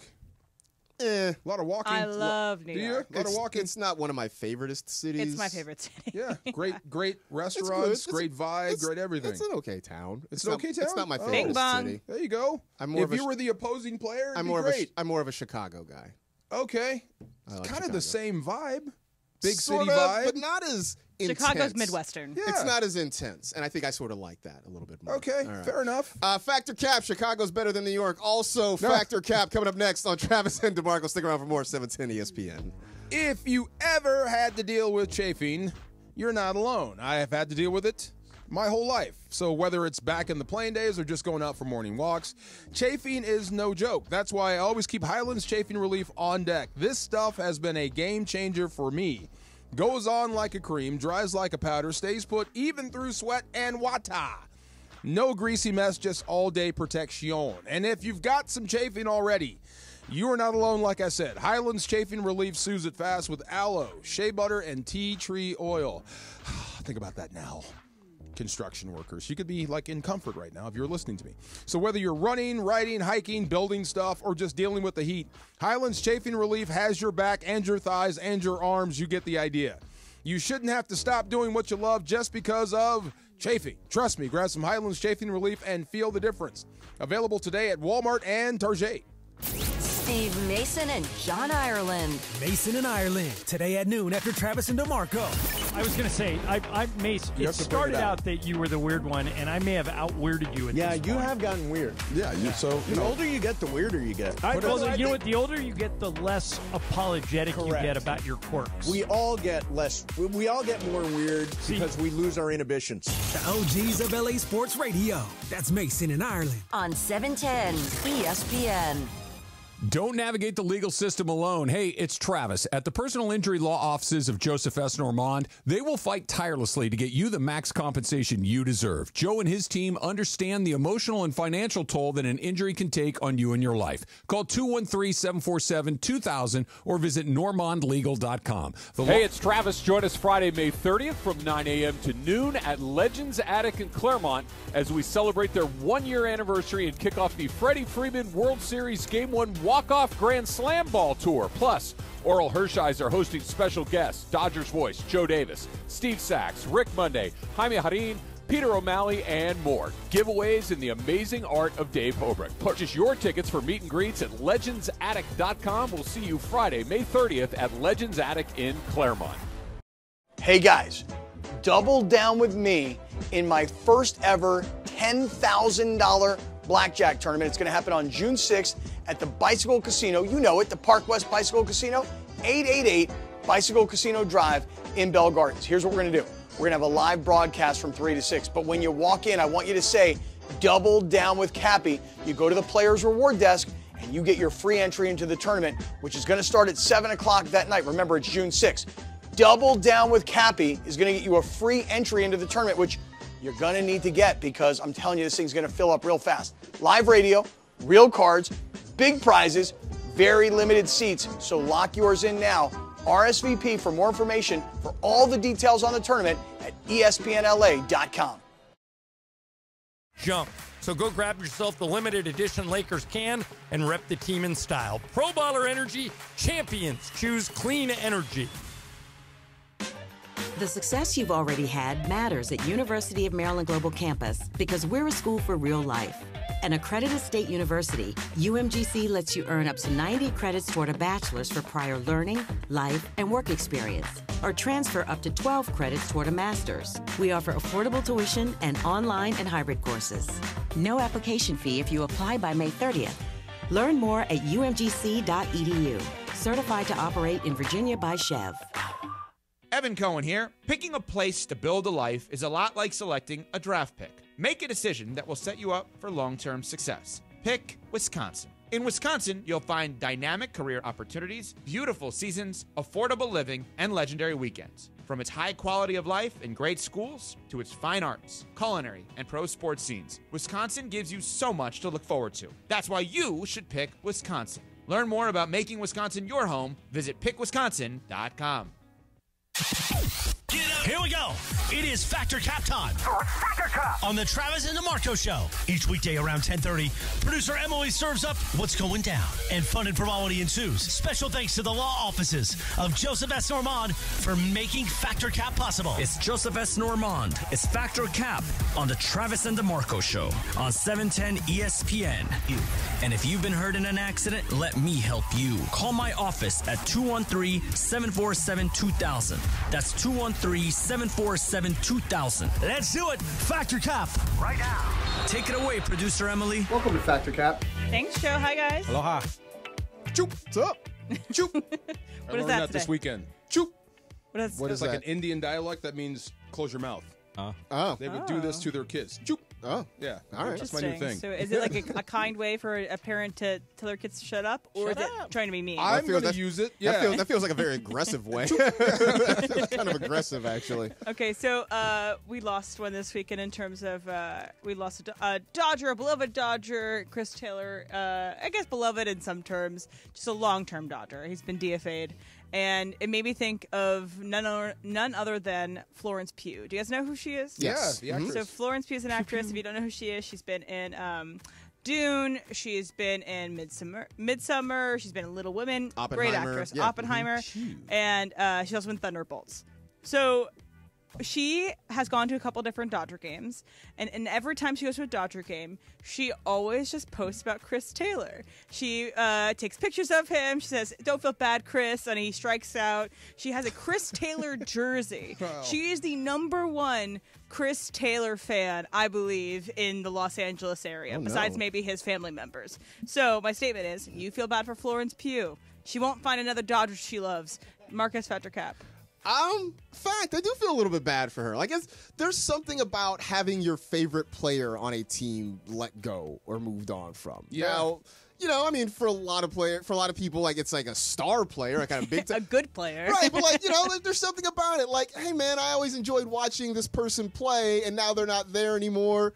Yeah, you know, it kind of takes your heart out a little bit. It's a reminder that your favorite team doesn't always love you back. I agree. That's fact, man. That sucks. One of my favorite boxers is a dude named Gabe Rosado. You know Gabe, right? Gabe fights anybody. The problem is Gabe loses a lot. He really does. He does. It's like, dang, Gabe, I love your heart, but dang, can you win one? At least, yes. It's almost more fun to root for like the little like low key guy on the team. Like, oh, I'm not a Kershaw fan. I'm a Chris Taylor fan. They're like, wow, you got a deep cut over there. Jorge, what do you think? Fact. Ready, DeMarco? Follow me on this one. There's only one Chris Taylor. It works. It works for the syllables. It does. Oh my God, yes. I mean, I would think that, you know, I'm trying to think back to my childhood, right? Because there's always some athlete when you first start following sports that either has a good game or maybe a good, like an out of character season that you become a fan of, and then afterwards you look back, you're like, oh, this guy was just kind of like he was just a guy. He was just a guy, but for whatever reason, like it just hit you in the right way, and I feel like maybe that's Florence Pugh and Chris Could Taylor. be Reggie Kinlaw from the Raiders. Yeah, no one knows. He was a dude. Yeah, just but a I was dude. in love with him. That was my dude. That was Shrewdest my guy. Marshallonis with the Warriors, There you man. go. Like I loved it, but like, yeah, he was just kind of a guy. That was my guy. Yeah.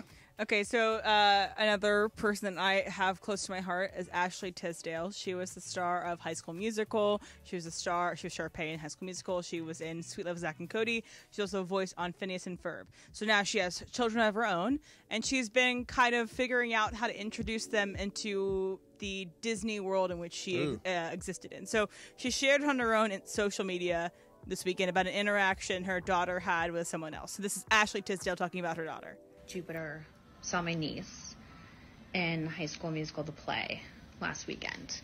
When she's seen the movie in the past, like she never really cared about it, but I think seeing my niece in the play me has just changed her, so she had to watch all 3 movies. She will not stop listening to the music. It's playing in the house right now. When I'm on walks with her, she asks for me to play it. When I'm in the car, she asks for me to play it. Specifically High School Musical 2. Her favorite song is Huma Huma Nuku Nuku Apawa. I hate that song. I'm having to listen to it over and over and over. Also, she screams out. She screams out in public, I'm Sharpay's baby. Which is so sweet. That's a nice thing. You know, you have this impact on your kid, which is great. So my statement is, if you are famous for something that you did as a teen, say like you're in the same situation as Ashley Tisdale, you are a on Disney Channel when you're a teen. You're no longer on Disney Channel anymore. You would introduce your child to it. You would introduce your child, say, hey, this is what mommy or daddy used to do when I was 12.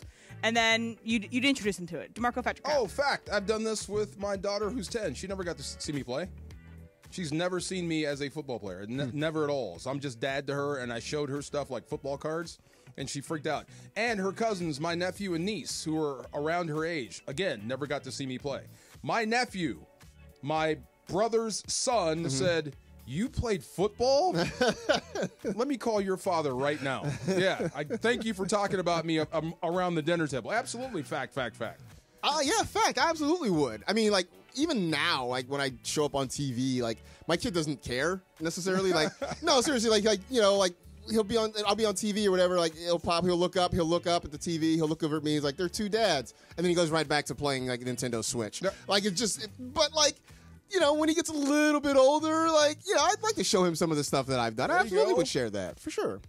Jorge? Absolutely. There's a newspaper article that I have from high school, right? Yeah. That says we beat this, other high school 9-1, I believe the score was, and my name is on there, and she's like, "You're on the newspaper, Dad." And, she's sick. She doesn't really understand stuff like that. But even when she sees my trophies from like high school or whatever, like she's like, "You played soccer like that," and again, it's cool, you know, to tell them that. And then fun fact, I actually worked on the same building where that set for High School Musical was set up. So, oh, no, that's cool. For a little freelance gig back then. Very cool. Yeah. I have one more for you guys. So Tom Cruise has, I don't know if Mission Impossible is premiering at Cannes, but I know it's opening this weekend. And he was talking about movie stars in this day and age. So he says that he Tom Cruise says, I don't want to be the last movie star. There are so many other talented actors like Michael B. Jordan. He's dedicated to his brand. I really respect him. The thing is, I want to work very hard. That I work very hard to do. All I can do is help people and see them well. Filmmakers, actors, people always know my door's always open, and I'm very excited about what they're creating. It's all awe-inspiring. And he also says that he's not going to stop making movies until he's in his hundreds. Either way, Wow. Tom Cruise. And a lot of people say this, that the movie star is dead. I believe that there are still movie stars. There's just not another Tom Cruise. My statement, though, is you think that there are still movie stars. Jorge, Factor Cap. Oh yeah, I still look at people like The Rock. He's an entertainer. He's an There you go. entertainer, Yeah. Good one. and he's to me he's a movie star. He sells Kevin out Hart? movies. Kevin Hart's another one. Yeah. So yeah, fact. Marcus, do you believe that there are still movie stars? Fact. I do. I think there are still movie stars. I mean, I think, I think Robert Downey Jr. is a movie star, right? I mean, I think Chris Evans is a movie star. Okay, are they movie stars or are their characters movie stars?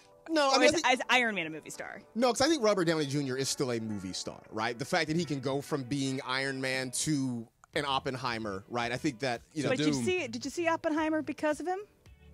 No, but Yeah. but seriously, but when you see him, you're like, oh yeah, that's right. Like he can still help carry a film, sort of thing. I think, okay. Because I didn't go see Oppenheimer because of Cillian Murphy either, and I think he, Because I think the thing is, directors are the movie stars right now. We have Oh. Ryan Coogler, we have Christopher Nolan, we have Greta Gerwig. They are the most influential people in Hollywood currently because of the movies that they pick. I see a movie because of Christopher Nolan. I don't necessarily see a movie because of Robert Downey Jr. But we'll see. That's the thing with the Marvel stuff. Is that DJs you, are popular now, see? Yeah. Yeah. Jazzy Jeff and the Fresh Right. Prince. There you DeMarco, go. what do you think about this? It depends on what we got. Vin Diesel, movie star, right? I mean, Sure, yeah. Some people Sure. will just go because it's Johnny Depp. Anything he's in, Chris I'll Pratt. probably go yeah. see. Chris Pratt. No. Not for me. Brad Pitt can Yeah. open a movie.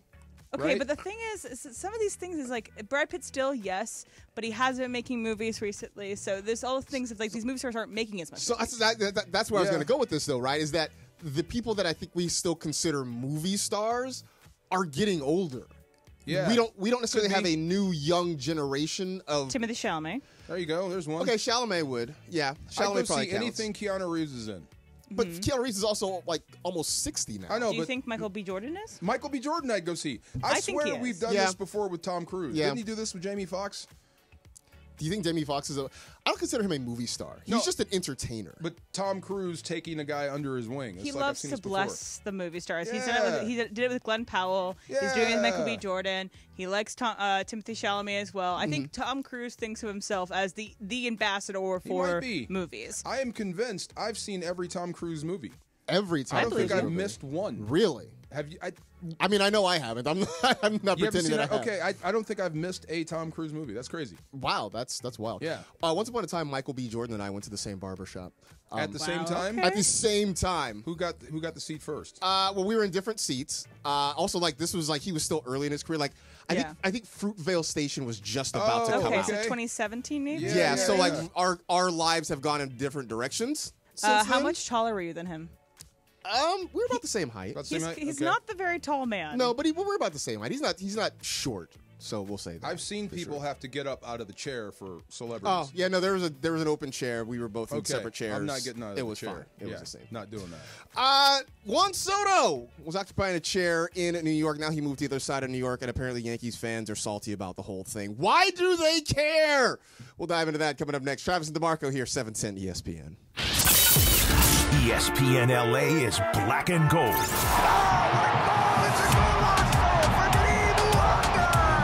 Follow LAFC on the quest for trophies all season long. Every match, every pass, every goal. Oh, Olivier! He drops to his knees and implores the heavens.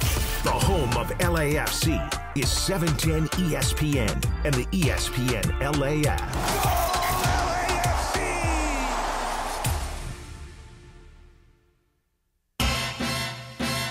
Memorial Day at Morongo is so much fun that after Monday, I'm taking off Tuesday. And And now, the top reasons to visit Morongo.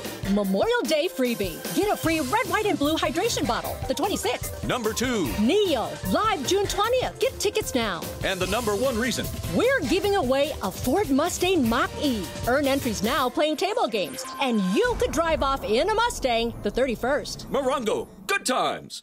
NextGen is the official AC, heating, plumbing, and electrical company of SoCal sports fans. And for a limited time, NextGen is offering $500 off any whole home water purification system. You may not know it, but our water here in SoCal contains pesticides, lead, forever chemicals, chlorine, and more. Call 833-3-NEXTGen. That's 833-3-NEXGEN. CSLB number 1011173. NextGen, here for you now and for years to come. NEXGEN. Call 833-3-NEXTGen. The playoffs are in full swing, and you can get in on all the action at ESPN Bet Sportsbook. Go from tracking the latest game-changing moments to placing bets in just a few taps. Right now, new customers can get $100. Hey, it's Travis. Join us Friday, May 30th from 9 a.m. to noon at Legends Attic in Claremont as we celebrate their one-year anniversary and kick off the Freddie Freeman World Series Game 1 Walk-Off Grand Slam Ball Tour. Plus, Oral Hershiser hosting special guests, Dodgers voice Joe Davis, Steve Sachs, Rick Monday, Jaime Harin, Peter O'Malley, and more. Giveaways in the amazing art of Dave Hobrick. Purchase your tickets for meet and greets at legendsattic.com. We'll see you Friday, May 30th at Legends Attic in Claremont.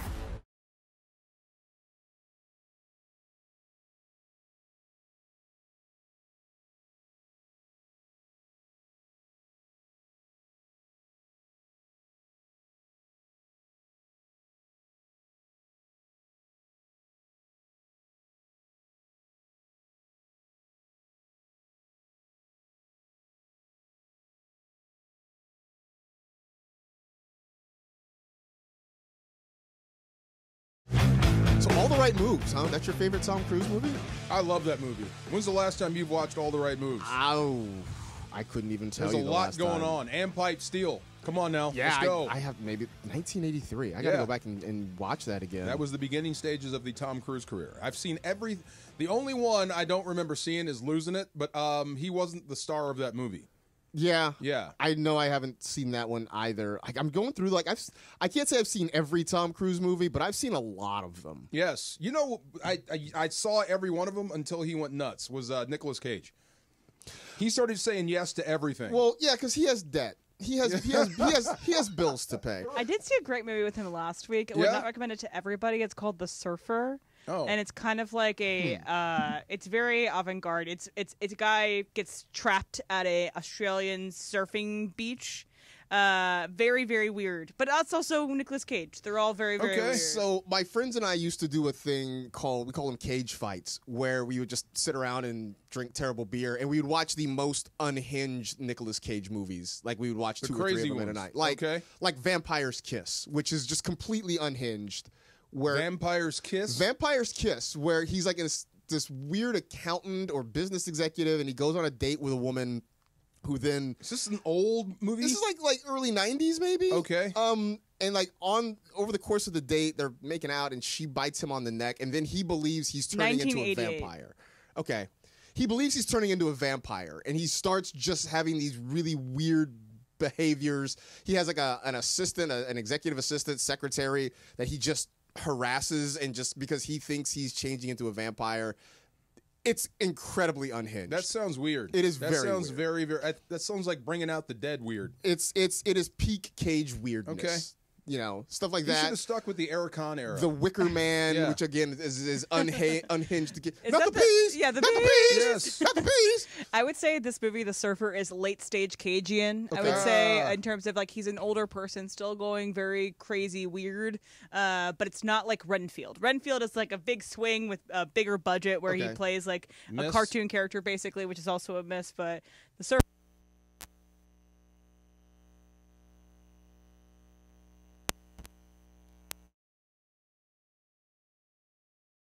Also because at that point, I mean, The Knowing was great. The storylines were kind of weird, but he was still trying to play things sort of straight, Serious? sort of down the middle. Yeah, Like okay. now he's just leaned into being full cage. Yes. I'm Yeah. going full cage on you. I think with like the National Treasure is one of the more straightforward ones in the 2000s of Mhm. him. Like he's an action hero in that movie, and it's that. And the Knowing is kind of similar, but yeah, Yep. everything since then is 95 to 99. We don't talk about him being a Nepo baby. Oh, a Coppola, yeah. Coppola. Yeah, he's a Coppola. Yeah, After he's 8 don't talk about millimeter, that. I think things went sideways for him. Yeah. Yeah. Things not going sideways for Juan Soto. Had a very good year last year with the Yankees, helped them get to the World Series, obviously, then decided he was going to pack up and move all the way across town to play for the New York Metropolitans. And apparently Yankee fans are not thrilled with this. They have turned their back on Juan Soto. How dare you not want to play for the beloved Yankees? And quite literally, when he would come up to bat, they would turn around That's and pretty show cool. their What back is this, like to a college Juan Soto. student section? That's What are pretty they cool. like? They Yeah. do have the supporter section over there. That's pretty dope. Yeah. Yeah. Is it? Yeah, it's pretty cool. You're a Yankee fan. Clean yourself up. That's pretty cool, though. Clean yourself up. Come on. This is not the Clippers and the Wall. Any group effort's kind of cool, though. All right. Yeah. I just think that why are Yankees fans so mad he left in free agency? Like he got more money. It's not like he did everything he could for you last year. He just didn't re-sign. Like he's not like he's a homegrown Yankee guy who asked out and asked too much of the team. He just chose another spot. But if you love baseball and the history of it, the pageantry of it all, right? How many teams do you really want to play for? If you want to etch your name in with the greatest of all time, probably the Dodgers, the Yankees would be right there, right? It's definitely not the Mets. I don't know if you want a title with the Mets. They haven't won a title since '86, and they probably. But if you win one with the Mets, you're golden, right? Right, because if you win one with the Yankees, you're just another dude in the long list. The Mets won a World Series in '86. Yes. Okay, give me 3 guys off that squad. Mookie Wilson, Keith Hernandez, Gary Carter. I'm asking the wrong guy. But you're right. It would be like baseball immortality. But if you want to go down in history as one of the greatest, you probably want to stay a Yankee. But that may not be him. Because here's the thing: they've won 27 championships. If you win a title with the Yankees, like sure, it's a big, but you're just kind of a dude. You're in there. You're lumped in with Ruth and Gehrig, and That's a pretty good place to be lumped in with. But nobody remember. You don't stand out. You're not going to be one of the greatest in franchise history, right? No, Because wait a there's minute. so many guys. Jeter stands out. A lot of guys stand out going through New York. You do get the rub of being a Yankee. Can I say something? Yeah, absolutely. Derek Jeter's overrated. Derek Jeter's You know overrated. this mic is on, right? Derek Jeter's overrated. How dare you? Derek Jeter's overrated. How do you say he's overrated? He's the captain. I will fix my lips to say the words Derek Jeter is overrated. He gave out gift baskets on dates. Come on, he's awesome. Yeah, I got caught because he gave out 2 to the same woman, allegedly. I get you. He gets more. He gets Like, more of a bump because he's a Yankee. But that's he's a what I mean, Yankee though. and right. But like, if you're Juan Soto, you help them win, but you are just sort of another dude in Yankee history. Like you're never gonna rate with Gehrig and Mantle and Ruth and probably Jeter and go down the list. Even those guys in like the 90s that helped. Like nobody talks about Jorge Posada like that. Nobody talks about Bernie Williams that. There they do. Yeah, kind of. I also think there's a difference between homegrown players and acquired players. Like Juan Soto is not a homegrown Yankee, Right. And so it's very different of him winning a World Series with them. And he did everything he could. He also they knew he was up. They knew he was going to go to free agency, and they didn't pursue him to the same level as the Mets did. I think the funny part of this is the Yankees over the last few years sort of claiming poverty a little bit. This would have never happened under George Steinbrenner, right? Like George Steinbrenner would have renamed a subway line Maybe. after Juan Soto to keep him a Yankee. Yeah. Now you've got the Steinbrenner kids looking at the Dodgers and being like, I don't know that we can keep up with that. Like George Steinbrenner those words never would have passed his lips, that we can't compete. Maybe. You never know. I know we can look back and say Steinbrenner wouldn't or would or would not have done certain things, but you never know. But you're the Yankees. But usually when a guy, if you're serious about baseball history and your place in it, then if you have a chance to stay with New York, stay in pinstripes, you probably would. If you're about something else, which is more power to you. Mm-hmm. Make as much money as you can and get out. I respect guys like that too. Soto may be in that group.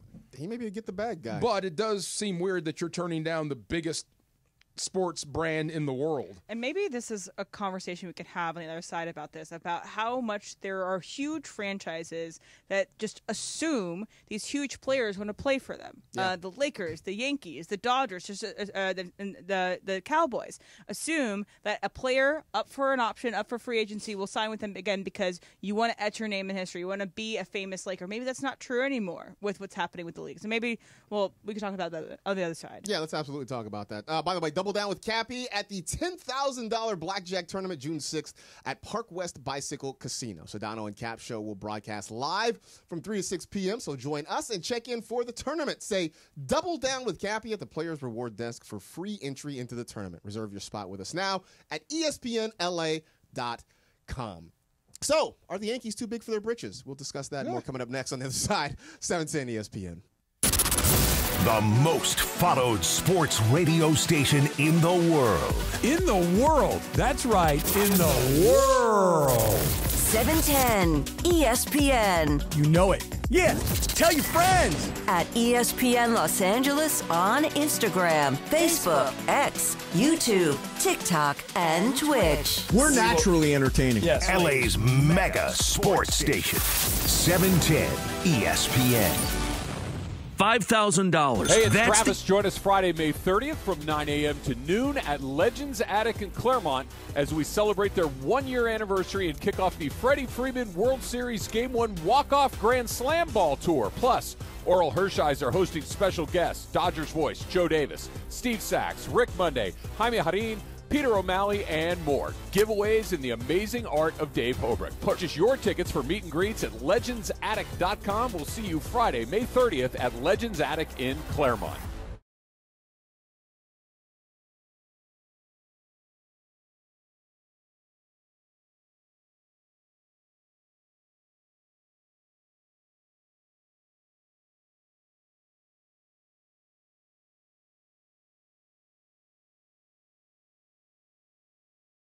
YEAR for a 25 cents per gallon bonus on your first tank. That's code YEAR for a 25 cents per gallon bonus. Hey guys, it's Sedano. LA, it's time to get real. Jacob and Ronnie, he's the real deal. Call Jacob. He's recovered hundreds of thousands of dollars where other attorneys might settle immediately for pennies. Jacob is not afraid to fight for you. Get a partner who's committed to turning your setback into a comeback. Call him at 844-24-JACOB. That's 844-24-JACOB. Or visit him online at calljacob.com. Jacob's the real deal. Call Jacob. Cap here. Here's the scenario. Your home is flooded and the damage is severe. Now it feels like your insurance company is turning on you. They won't approve a replacement living arrangement and the adjuster leaves you in the lurch. Take a breath and call Avner Gatt. With years of experience and a passion for helping people, if you've got water damage at home, call Avner Gatt today. 818-917-5256 or avnergatt.com. That's 818-917-5256. Avner Gatt. Your claim, our game. Hi, this is Sean McVay of your LA Rams. The Rams play here. KSPN, Los Angeles. 710 ESPN. A good karma brands radio station. It's the Travis and DeMarco Show. Travis Rogers and DeMarco Farr. You want to make friends? You buy around for the bar. Yeah. Luca did that with parking. I thought that was fantastic. Terrific. Yes. The Travis and DeMarco Show rolls on. On LA's mega sports station, 710 ESPN. Congratulations, Marcus. You've got all the nutcases agreeing with you. We will not have sports blasphemy on this show. Derek Jeter is one of the best baseball players of all time. Okay. He is not overrated. All right, sure. If that helps you sleep at night, we will respect our elders. Derek Jeter was a very good player who happened to play in New York. How dare you? And that inflated the legend. I really have no argument there. Overinflated the legend. And that's part of the reason Yankee fans apparently get their nose bent out of shape when somebody decides they don't actually want to play for the Yankees anymore, right? I mean, that seems to be the attitude, is that the Yankees will decide when you don't play for the Yankees anymore, right? If you're not good enough and we don't want you around, then we'll leave. But how dare you walk out on us? How dare you walk out on us? And that's apparently how they feel about Juan Soto, who is now hitting dingers and crushing bombs in Queens. Well, just let me ask you this. Why would you want to play for the Mets and not the Yankees? Why would you want to play for the Yankees and not the Mets? Because they're the Yankees and they're the Mets. But why would you want to play for the Lakers and not the Clippers? I mean, so here's the thing. I'd want to play for the big dog in town. But at some not point, the secondary act. Like, you've got to, well, one, if you win with the secondary act, you become an absolute legend. But when have they won? 1986? 1986. Yeah, we didn't graduate high school yet. Okay, but I mean, the Yankees aren't, it's 2009 since the last time the Yankees won. Better than 86. And they've had some down years in that period. Like, at some point, don't you have to keep showing why you are the big dog, right? Like, they were just in the World Series. They just lost. Like the Cowboys, right? They keep running out this whole America's team thing, right? Yeah. The last time the Cowboys won a Super Bowl, the Baltimore Ravens didn't exist.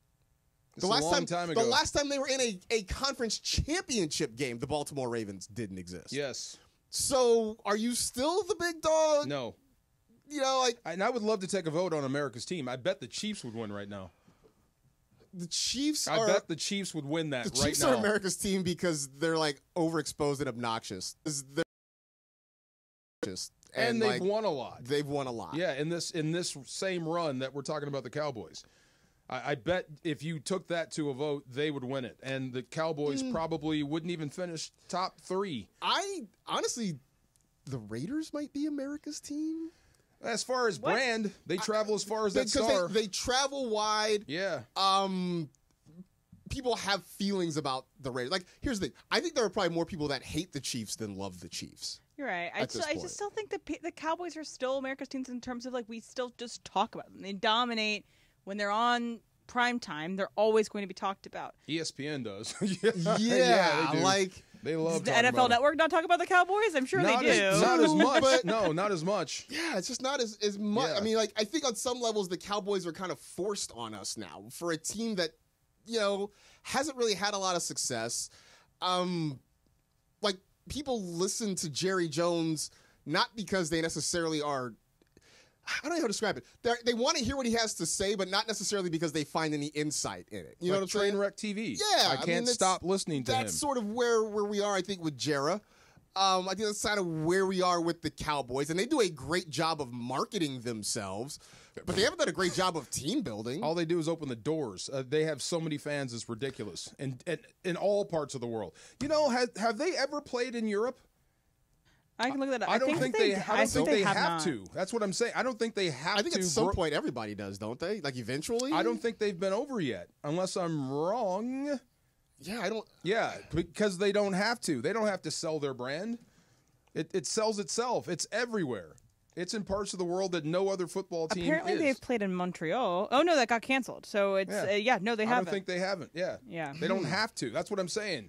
Oh, no, they played in London. Did they play? Played in London When? in 1986.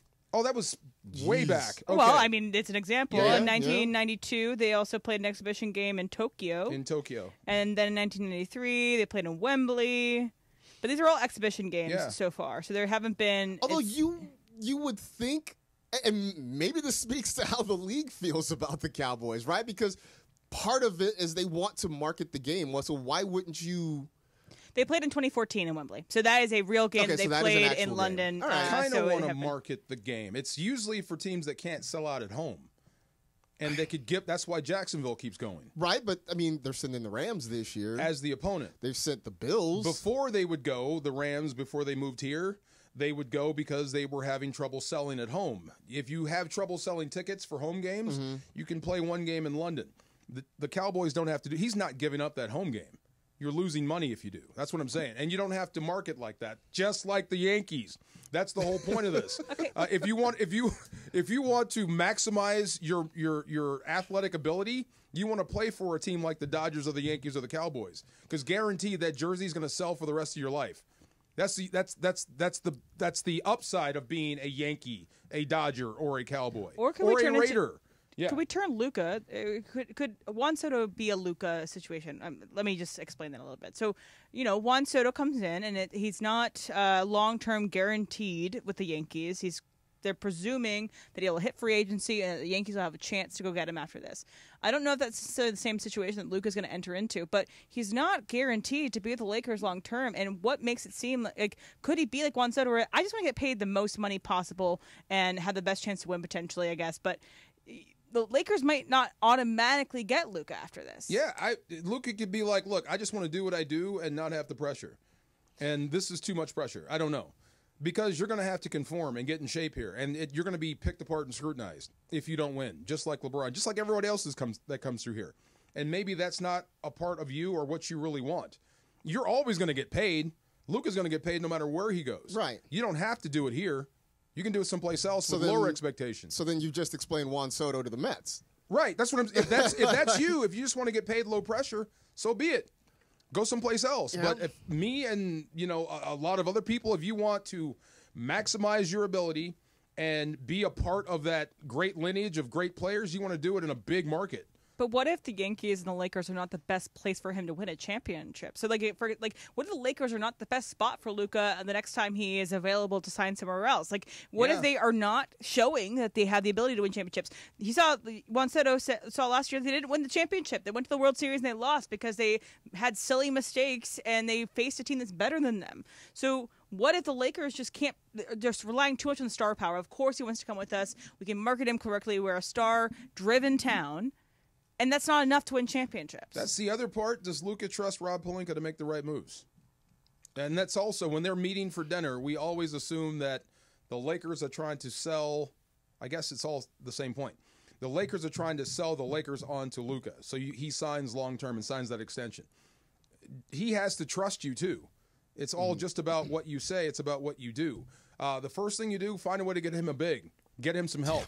Prove to me that you can build around me. Just like what's going to happen in probably Denver with Jokic. Prove to me that you can build around me and help me win championships so I can maximize my ability, my talents. I mean, look, maybe they can convince Nico Harrison to send them back AD for a bag of sunflower seeds or something like that.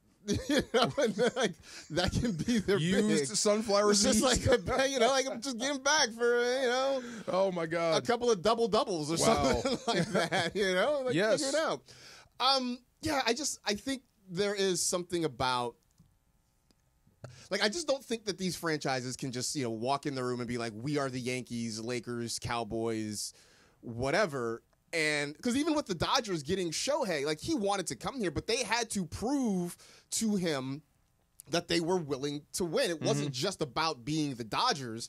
It was about laying out a plan that says, hey, this is what we want to do. We want to, build this part of the team. And we want to set it up to not just win a World Series, but win multiple World Series. So, I mean, there was interest there, but the Dodgers still had to, put out a PowerPoint and show them what their plans are, and it's not just, hey man, Sandy Koufax pitched for us. It wasn't that anymore. And they're building for the future. I mean, it's funny. I wouldn't want to be Mike Trout. No, I would not want to be Mike Trout. I wouldn't want to give everything I had to give to an organization that's probably not going to maximize what I do. Right. I wouldn't want to be a Clipper. And I'm not trying to take a shot, but if I grew up dreaming about playing in the NBA, winning championships, being considered one of the best, along with Michael Jordan and Kobe Bryant, all these guys, I wouldn't want to do it in a Clipper uniform because I don't think you can get there from there. If that makes any sense. No, it does. Juan Soto will never be considered one of the best players ever because he's not playing with the Yankees. But he has played with the Yankees. That's right, the thing. and he left. Right. But he has played. He's put the uniform on at one point in time. He has already won a championship with the Nationals. Then stay with him. And the Mets are not a scrub team. No, they're good. very good. They were in the NLCS last year. But to your point about Derek Jeter being overrated, that's the Yankee rub. Now imagine if you were actually great. You're right. I mean, look, there's something to be said for that too. I really think the Yankees looked at Juan Soto and said he'll stay because we are the Yankees. And I never got the sense that Soto promised them anything. Like, I think he looked at it as this is a one-year audition, and if I like it, maybe I'll stick around. But he always seemed to kind of have one foot out the door. Like, I don't think he was ever committed to being in the Bronx. Right. I don't think he was ever committed to being in the Bronx. And now Yankee fans are being salty about it. And I'm like, clean yourselves up. I wonder if he did the Juan Soto batting stance on the way out the door. Just that little shuffle, the little Soto shuffle on the way out, and just like shuffled on over to Queens. Like, I also remember a random story, too, at the time where Juan Soto was looking at all his options and that the Yankees wouldn't give him a suite, but the Mets would. But the Yankees saying, we didn't give a suite to Jeter. We didn't give a suite to all these other great players before you. You're not getting a suite. So I think that like the inability of these teams, the great history and power of having these star players to not bend for new players might also come at them in the past. That was that same discussion about number 5 and SC. Oh right, yeah. Yeah. Would I give? Who was the running back? Reggie Bush. No. But Reggie Bush was the USC guy. Robinson. Bijan Robinson. Bijan Robinson. Yeah. Bijan Robinson wanted number 5 out of SC. Okay. And they were like, no, that's Reggie's number. And like, would you lose a recruit like him because you wouldn't because give history him, and tradition. Yeah. I think that was one, if I'm them, I go to Reggie and like, hey, man, we really want this guy. Are you okay with it? And he says no. And then what do you do?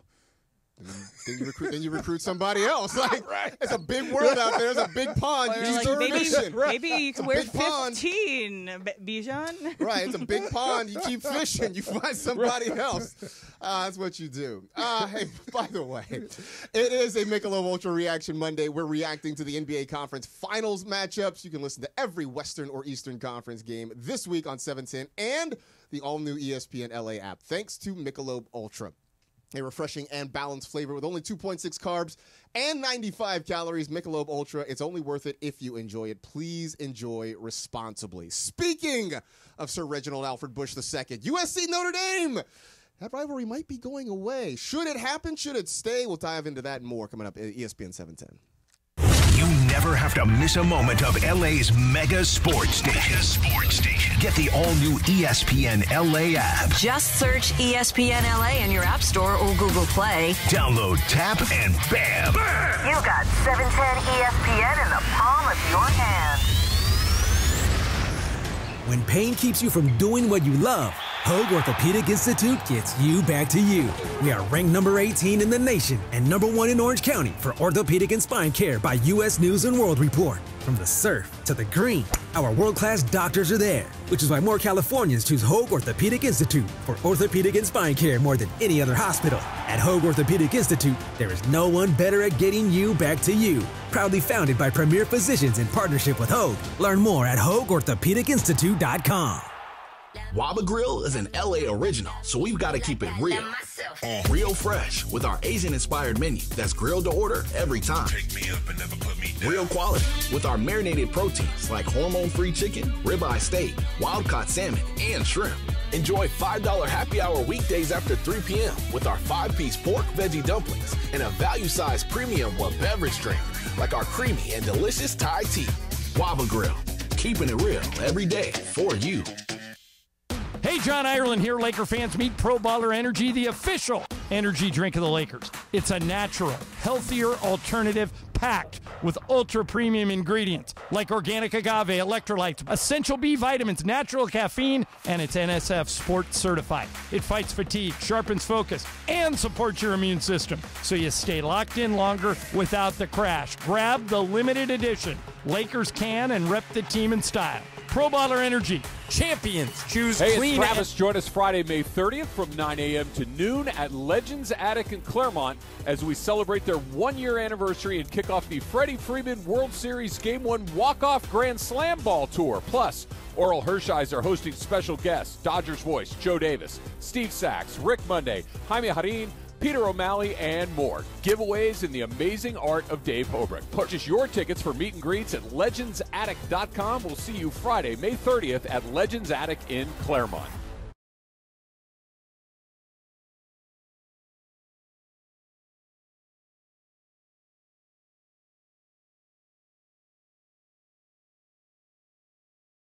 Hey guys, double down with me in my first ever $10,000 blackjack tournament. It's going to happen on June 6th at the Bicycle Casino. You know it, the Park West Bicycle Casino, 888 Bicycle Casino Drive in Bell Gardens. Here's what we're going to do. We're going to have a live broadcast from 3 to 6. But when you walk in, I want you to say, double down with Cappy. You go to the Players Reward Desk, and you get your free entry into the tournament, which is going to start at 7 o'clock that night. Remember, it's June 6th.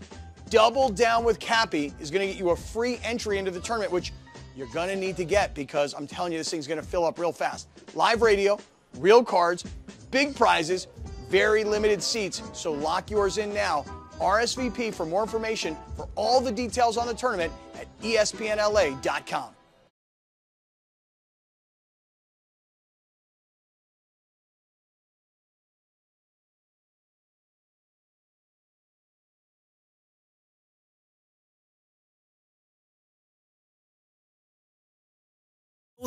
On LA's mega sports station, 710 ESPN.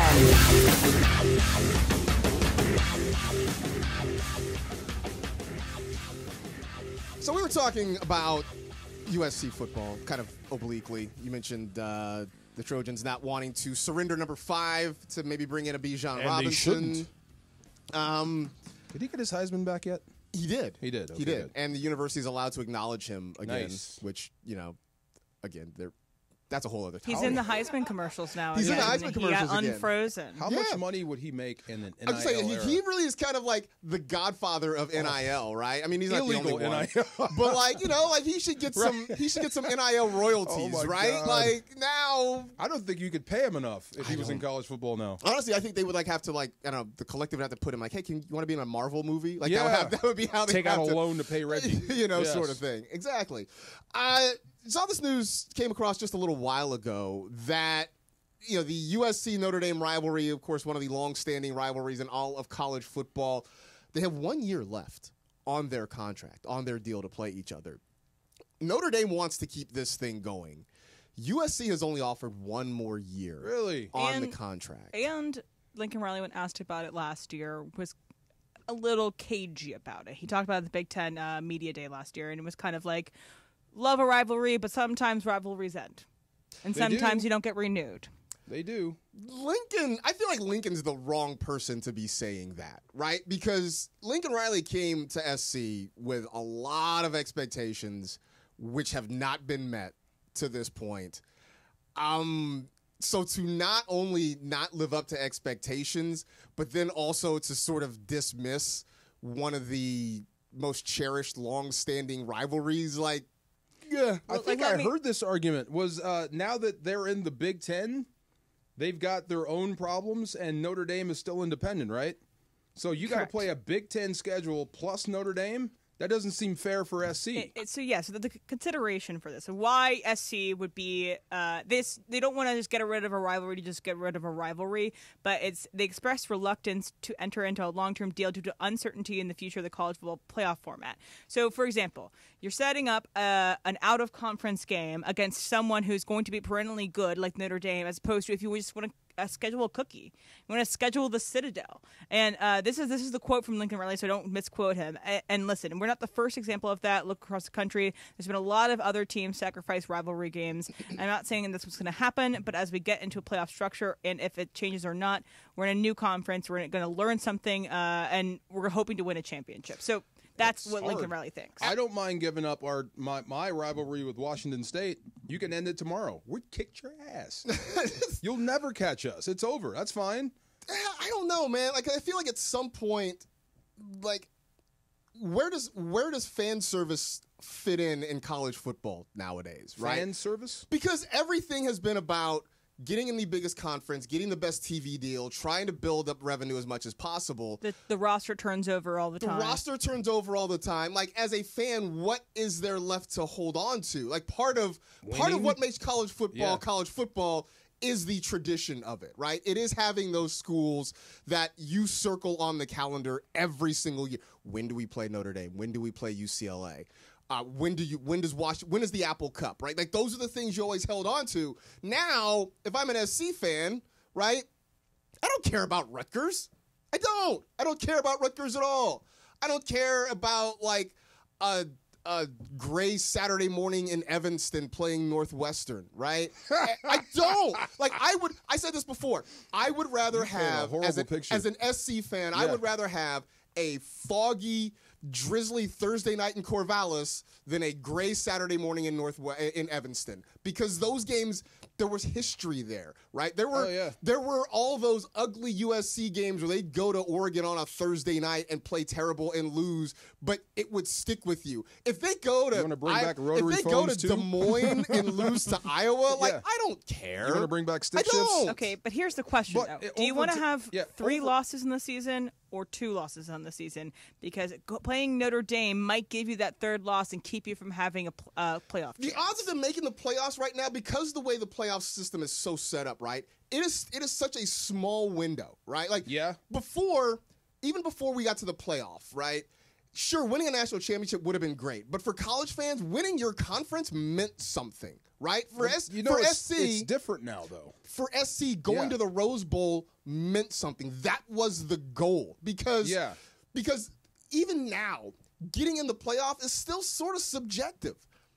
It's still sort of subjective. Winning your conference is not, and now we've dismantled this thing to chase the impossible star that's so far away that it still takes a few bounces. And this is a program that is not close to winning a championship right now. They're not. This program is not close to winning a championship. And we're dismantling it to chase a few bucks. Like, at some point as a fan, I want something what are we to hold on dismantling? to. They've dismantled the Pac-12. They've dismantled rivalries. Yeah. They've dismantled Cal and Stanford was a thing. Well, college football is a lot different. Notre Dame was a thing. It's a lot different. Those things are gone now. This is all about playoffs. So it's just NFL light. Pretty much. And we're cool with that? No, but it is what it is. The player movement has changed. NIL has changed things. Conference realignment and dissolution of the Pac-12 has changed a lot. This is what we get now. I mean, USC and UCLA dissolved the Pac-12 to be also rans in the Big Ten. Well, I mean, we'll see. We'll see what happens. That's what it is right now. We'll see what happens. I get what you're saying, Marcus, where in years past, you could potentially have successes in the season that aren't just, did you make a national championship or did you not? Right. You could say, we beat UCLA and we beat Notre Dame. I'd say that was a successful season, even if we didn't make the national championship. Now, if those rivalries, go away. Yeah. If you don't win your conference, if you don't go to the college football playoff, what are we doing here? You're trying to get into the playoffs and win a national championship. But like, if that's you're thinking college, think about pro. If that is the only thing that you have to hold on to, then out of the 100 and some odd teams, all but 4 are going to be severely disappointed. Correct. For what? That's how it is now. But it doesn't have to be. Like, we're sitting here like, that's how it is. Like, as fans, we don't have to accept that. You want to go back to the BCS? Sure. Oh, come on now. That was terrible. That's all people What's so much better about this? I think it's at least we get to see who the best teams are. We'd see who the best SEC put them in a Big Ten tournament teams and are. let them decide for themselves versus having a bunch of people like vote on it and say that's your national champion. But they sort of do, right? Because that's what the polls are. Kinda. And we get the best SEC and Big Ten teams every single year. But I don't think they've gotten it wrong yet as far as who's in and who's out. Maybe once or twice there's a snub. There's a snub every year. There's always a snub. But for the most part, I think they've got it right every year. But so if the whole goal now, if that's all this is if you're not one of the 4 best teams in your season was kind of a waste of time, then like that. Well, I wouldn't say that. I'm not saying that at all. But I still think is it Michigan because they beat Ohio State that it's still a successful season, even though Ohio State was a far better team. Okay. I don't think that exists anymore. I don't think that's enough to satiate your fan base. We beat somebody for the little brown jug, but we didn't get into the playoff.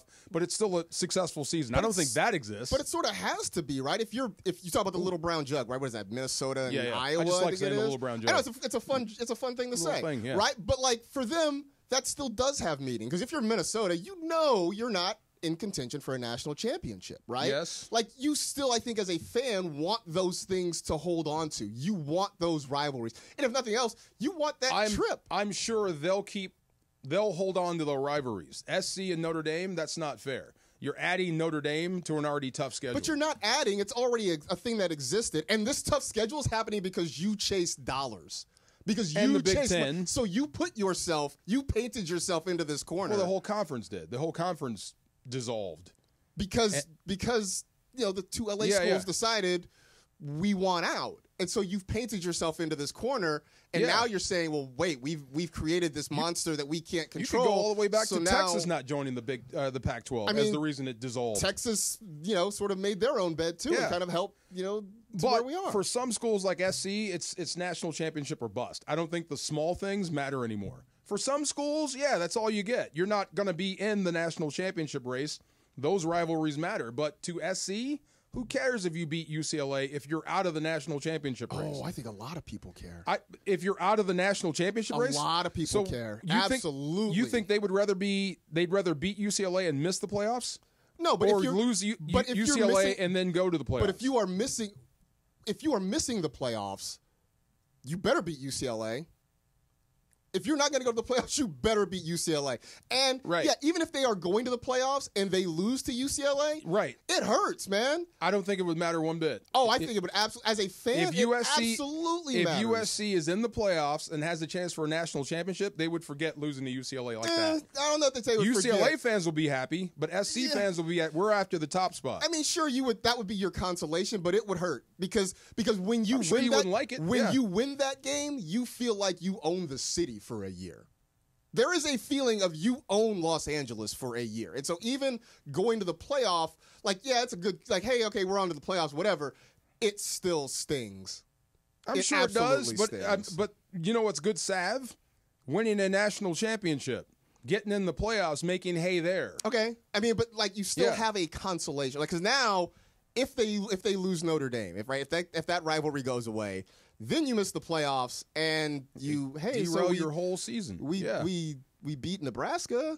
Because think about it. It comes to last year where they were out of everything by October. Everything was done for USC when they lost that Penn State game. Basically, they were out of it completely. Mm-hmm. So think about this year. If the same thing happens where they have 2 losses by October and 2 bad losses by October, what do you have to look forward to as a USC fan after that? Hopefully, you have rivalries to look forward to. You have these key things in late November. But without something like a Notre Dame USC, I would check out after October. I mean, I just don't. I think that's where you're going. There's something about college football that was always regional, was always sort of built on rivalries. Yeah, bro, that's gone though. Right. So now what is it? Because the football itself is not on it. It's good, it's entertaining, it's exciting because of the pageantry, but if you're comparing it to NFL football, it's not as good.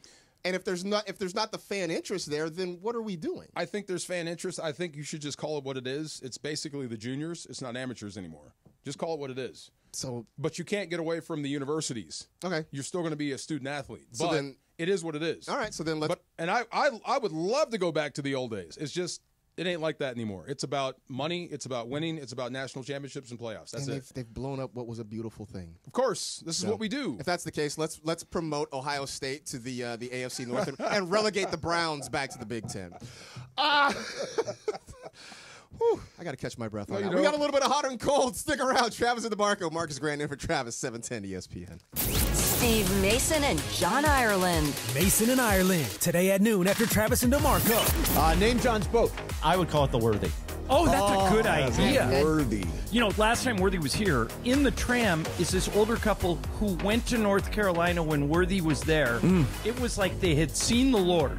It was amazing. So if we named it the Worthy, everybody at the dock would know exactly what we were talking about. The OGs of LA Sports Radio. That's Mason and Ireland. On 710 ESPN. Don't navigate the legal system alone. Law offices of Joseph S. Normand, they will fight tirelessly to get you the max compensation you deserve. Joe and his team understand the emotional and financial toll that an injury can take on you and your life. Call 213-747-2000 or visit normandlegal.com. The law offices of Joseph S. Normand have helped thousands of people like you recover millions of dollars in settlements and verdicts. Visit normandlegal.com or call 213-747-2000. Your recovery is their priority. Big on protein, rich on flavor. The new $10 Islands Restaurant's protein bowls are here for a limited time. Packed with over 40 grams of protein and stacked with fresh ingredients for the flavors you love. Just in a bowl. Find your protein paradise at islandsrestaurants.com. Hey, it's Travis. Join us Friday, May 30th from 9 a.m. to noon at Legends Attic in Claremont as we celebrate their one-year anniversary and kick off the Freddie Freeman World Series Game 1 Walk-Off Grand Slam Ball Tour. Plus, Oral Hershiser hosting special guests, Dodgers voice Joe Davis, Steve Sachs, Rick Monday, Jaime Harin, Peter O'Malley, and more. Giveaways in the amazing art of Dave Hobrick. Purchase your tickets for meet and greets at legendsattic.com. We'll see you Friday, May 30th at Legends Attic in Claremont.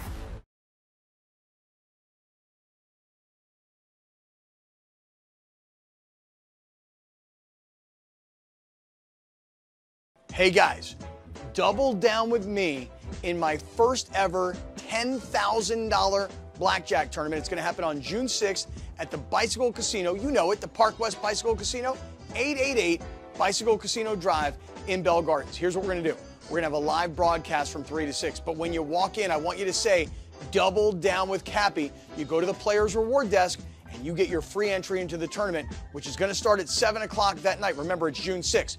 Double Down with Cappy is going to get you a free entry into the tournament, which you're going to need to get because I'm telling you, this thing's going to fill up real fast. Live radio, real cards, big prizes, very limited seats. So lock yours in now. RSVP for more information for all the details on the tournament at espnla.com. Aloha. Thanks. What's hot is the WNBA. They opened up this past weekend. Regular season starts for the WNBA. I do still wish that their season was like totally contained to the summer or started a little earlier because when they get into the playoffs during October, it gets superseded by everything that's happening in October. But Kelsey Plum had an amazing game. Her first game as a Spark, which is amazing. We got the rivalry between Angel Reese and Caitlin Clark being renewed again, and I like to sometimes think about it as, LeBron and Dylan Brooks, where it's just like Angel Reese has won a championship over Caitlin Clark in the past, but their skill level is incredibly, the chasm is very wide. We got even better than Dylan Brooks, though, right? Yes, but it's just they're not on the same level. Yeah, they're not on the same level at all. But Caitlin Clark is incredible, and they got into. She got a flagrant foul for pushing Angel Reese, and it's just an interesting thing to keep your eye on. The WNBA can grow by rivalries, can go obviously from Caitlin Clark this year, and I am doing my WNBA fantasy draft, and I have been doing quite well. So let's go WNBA. All right. Excited for the season. Yeah, so I'll say this. What's that? I can't say I lock into the WNBA. Like I kind of, I only have so much bandwidth now. Totally. Like I got a family, I got kids. I have kid. You're going to have to delete something to add. Yeah, exactly. So, like, I sort of check in, and I'm very aware of this Caitlin Clark-Angel Reese rivalry, which I'll say this. At first, I thought it was I knew there was something there, right? They played against each other in college. You mentioned them, LSU winning a championship. But I felt like it was sort of played up as a media creation. But no, I'm starting to think these women just don't like each other. That's what it seems like. Right? And I think society and the fans of the WNBA also push them against each other at the same time. Yes. They're consistently asked about each other. Angel Reese is asked a lot about Caitlin Clark, and it's one of those things you just get tired of answering a question about someone that's not you or your teammate. I wonder if, if we'd had social media and we had 24-hour sports networks, Magic and Bird was definitely a rivalry, and they did not care for one another. How much more heated would it have been if, everybody on Twitter was tweeting at Magic about, did you see what Larry did last night? If the internet existed back then, right? If the internet existed with Cooney and Holmes, oh my God! Could you imagine with boxing's heyday? Oh my God! If Twitter had existed for that? This stuff sometimes just gives people an excuse to say some of the most vile stuff on the internet. We got a lot of thumb thugs out there. A ton. A lot of thumb thugs. But can you imagine if it existed back then? Oh, geez. Oh, goodness gracious. Marcus, do you have daughters or sons? I have a son. You have yes. a son. Mm-hmm. How old's your son? He is 6. 6. WNBA game is a great place to take a kid. Okay. It's super fun. That's relatively cheap in terms of tickets, depending on the game you go to. A Fever game is probably going to sell out and be very expensive. But any other game, You're probably going to do pretty well. Great environment. Lots of kids there. Yeah. Like, it's a really fun place to just see a basketball game if your kid's at all interested in basketball. I think that's one good way to grow a little bit of a fan base is to just have kids go to these games. What are you going to give up? What TV show are you going to give up? You got to give up something. Yeah, I know. I don't know, but that's actually good because I've taken him. We took him to an Angel City football game, which he had a good time there. Are cool. Yeah, he's been to a lot. He's been to a Rams game. He's been to a Dodger game. He went to a Clipper game just because we wanted to see what the Intuit Dome was all about. Very cool. So he's been to a lot of things. I think he probably had the most fun though at Angel City. I think he really enjoyed that. Yeah, those games are great. Yeah. So I got two things that are cold. So first is going to be Game 7s. Game 7s yesterday, we got two of them, and they're both clunkers. We had the Thunder and the Nuggets Game 7, and we also had the Leafs and Panthers Game 7. Leafs lost 6-1 in Game 7. It is not the Leafs' year, and I feel bad for that franchise. You know, they've always been knocking on the door. So Game 7s, everyone always says the best words in sports are Game 7. Maybe if they are duds, they are not. So what do you think about the concept of Game 7 being exciting or not? I think they're exciting. Yeah, win or go home. Yeah, I think the concept of it is great. Yeah. Because it is. It's anything can happen. It's one game for all of it. This is it. The downside is that sometimes that one game is a blowout. Yeah. We saw it on Friday with the Knicks and Celtics as well, where it kind of got really out of hand really quickly. And it's like, why would you even sit guys? Because you're not playing tomorrow. So why would you even have guys sit on the bench? I guess to prevent injury. But we've had a couple duds over the weekend, but there's that. Also, what's cold is the poop game. We've lost the poop game finally. Okay, let me explain. NBC Philadelphia has a score bug, or graphic, as some people say, is a score bug. And before this year, it was the logo of the team and then the score. So for the Pirates and for the Phillies, it's their P logo. Yep. And so when it would be 0-0, which is always the beginning of the game, it would be P for Pirates, 0, 0, P for Philadelphia, spells poop to start a game. Yes. They recently rechanged their score bug to be the first three letters of the city. So it says PIT, PIT, 0, 0, PHI, which is an abomination. Bring back the poop game. Bring back the poop game. It's like this little things you get excited about. Why I tune into NBC Philadelphia to see if they have the poop graphic up there. Bring back the poop. It's very cold.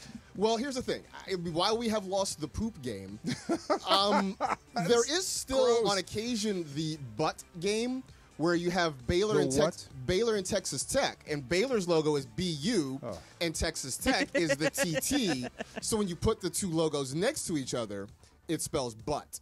So you have way too much time. So on while your we hands. may not have the poop game, we can still have the butt game. Way too much that you wouldn't even notice that. And I think that it's just one of those things. Maybe NBC Philadelphia can bring this back for like a special game later in the season. If Pittsburgh and Philadelphia play later in the season, just bring it back for a little bit. You'll get easy buzz. That's funny. Fan service, man. Like sometimes to give the fans what they want, right? The poop game. We're losing USC Notre Dame. Give us the poop game. Give us right? the poop game. We back. need that. And what did you think of this rivalry weekend for the MLB? We got they tried to have a kind of tune-in event to the MLB this weekend and have all these rivalries start up again. I feel like relatively kind of missed me. I think the Subway Series is always great. I think that rivalry is actually true. But what do you guys think of the rivalry weekend and MLB? It's a good try. It's a good effort. You know, I see what they're trying to do. Get eyes on it. Yeah, you know, but I think it's a good time to do it. It's dead time. It is a dead period. Yeah. I think two things. One, not all of these are rivalries because not all the teams have like a natural rival, right? Like this weekend you had Mariners and Padres. The veteran battle. And like the only connection that I can think of between the Mariners and Padres is that they share a spring training facility in Arizona. Right? Like that's kind of it. Or that Seattle people want to live in San Diego? You know, look, man, it's 72 degrees and sunny, like 350 days a year. And wet. right. Like, why wouldn't you? And I believe the Diamondbacks and the Rockies played, which is just an interdivisional rivalry, so not even by geography. Right. You know, and in some of these, like, you know, where there are maybe natural rivalries, like, you know, A's and Giants is a big deal in the Bay Area, but like, the A's aren't particularly good this year. Were you A's or Giants? Oh, I was an A's fan. Okay, for sure. good. Yes. But now that they're the West Sacramento A's, and they've ripped my Sad, heart out. right? I know. I can't support that. I am excited though for the rivalry uniforms for the NFL. I know the Rams have had mock-ups of their rivalry uniform, all black. I'm excited for that. So this has been Hot and Cold. It's brought to you by NextGen, the official AC heating, plumbing, and electrical company of SoCal sports fans. Call 8333-NEXTGEN, NEXGEN, or visit nextgenairandplumbing.com. You can also celebrate 1 year of Legends Attic with Travis and DeMarco live May 30th. Iconic legends like Steve Sachs, Jaime Hareen, Peter O'Malley, Legends Attic giveaways, live art with Dave Hobrecht, and see the ball from Freddie Freeman's unforgettable Game 1 Grand Slam. It's all happening at Legends Attic, 619 West Foothill Boulevard in Claremont. Tickets at legendsattic.com. I wonder if I can get out of there with that ball. Good luck. Can I Ocean's 11 that ball? I think it'll have its own security. It'll be like trying to steal Matt Damon the thing, steal like the Declaration of Independence. Put a hologram up sort of there. thing. Hey, look. There you go. Right. Start running. And then show up on IG. Right, on IG Live. Exactly. IG Live. Just promote the whole thing. Exactly. You can find him in Mexico. There you That's where he's running. There it is. So we may have lost the poop game. We may still have the butt game. We have the dump. That is coming up next on Travis and DeMarco here on 710 ESPN. Steve Mason and John Ireland. Mason and Ireland. Next at noon after Travis and DeMarco. I was going to say, Mason, it started out that you were the weird one, and I may have out-weirded you at this point. you have gotten weird. Yeah, The older you get, the weirder you get. You know what? The older you get, the less apologetic you get about your quirks. We all get less. We all get more weird because we lose our inhibitions. The OGs of LA Sports Radio. That's Mason and Ireland. On 710 ESPN. When pain keeps you from doing what you love, Hoag Orthopedic Institute gets you back to you. We are ranked number 18 in the nation and number 1 in Orange County for orthopedic and spine care by U.S. News & World Report. From the surf to the green, our world-class doctors are there, which is why more Californians choose Hoag Orthopedic Institute for orthopedic and spine care more than any other hospital. At Hoag Orthopedic Institute, there is no one better at getting you back to you. Proudly founded by premier physicians in partnership with Hoag. Learn more at HoagOrthopedicInstitute.com. What's going on? It's Bethel Duran, and if your car is damaged in an accident, or if you just want to get it repaired, or if you just want a paint job, Leo and the crew at Active Collision are there for you. Let them know that 710 sent you, and you get 50% discount on your insurance deductible. Hey, it's Travis. Join us Friday, May 30th from 9 a.m. to noon at Legends Attic in Claremont as we celebrate their 1-year anniversary and kick off the Freddie Freeman World Series Game 1 Walk-Off Grand Slam Ball Tour. Plus, Oral Hershiser hosting special guests, Dodgers voice Joe Davis, Steve Sachs, Rick Monday, Jaime Hareen, Peter O'Malley, and more. Giveaways in the amazing art of Dave Hobrecht. Purchase your tickets for meet and greets at legendsattic.com. We'll see you Friday, May 30th at Legends Attic in Claremont.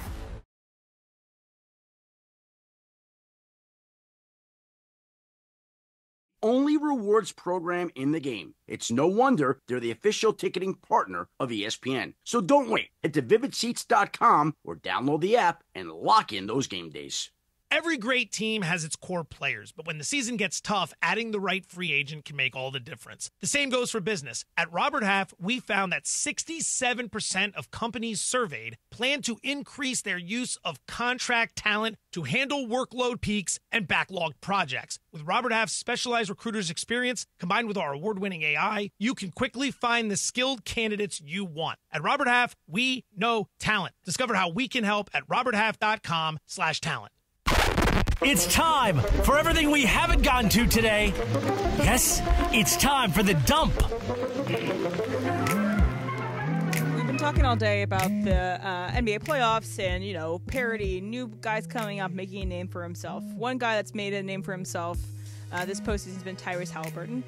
He, for the Eastern Conference Finals, will be flying out a firefighter, and a Pacers fan, Hans Perez, who was hit with bags of trash by New Yorkers for wearing his jersey, wearing Halliburton's jersey.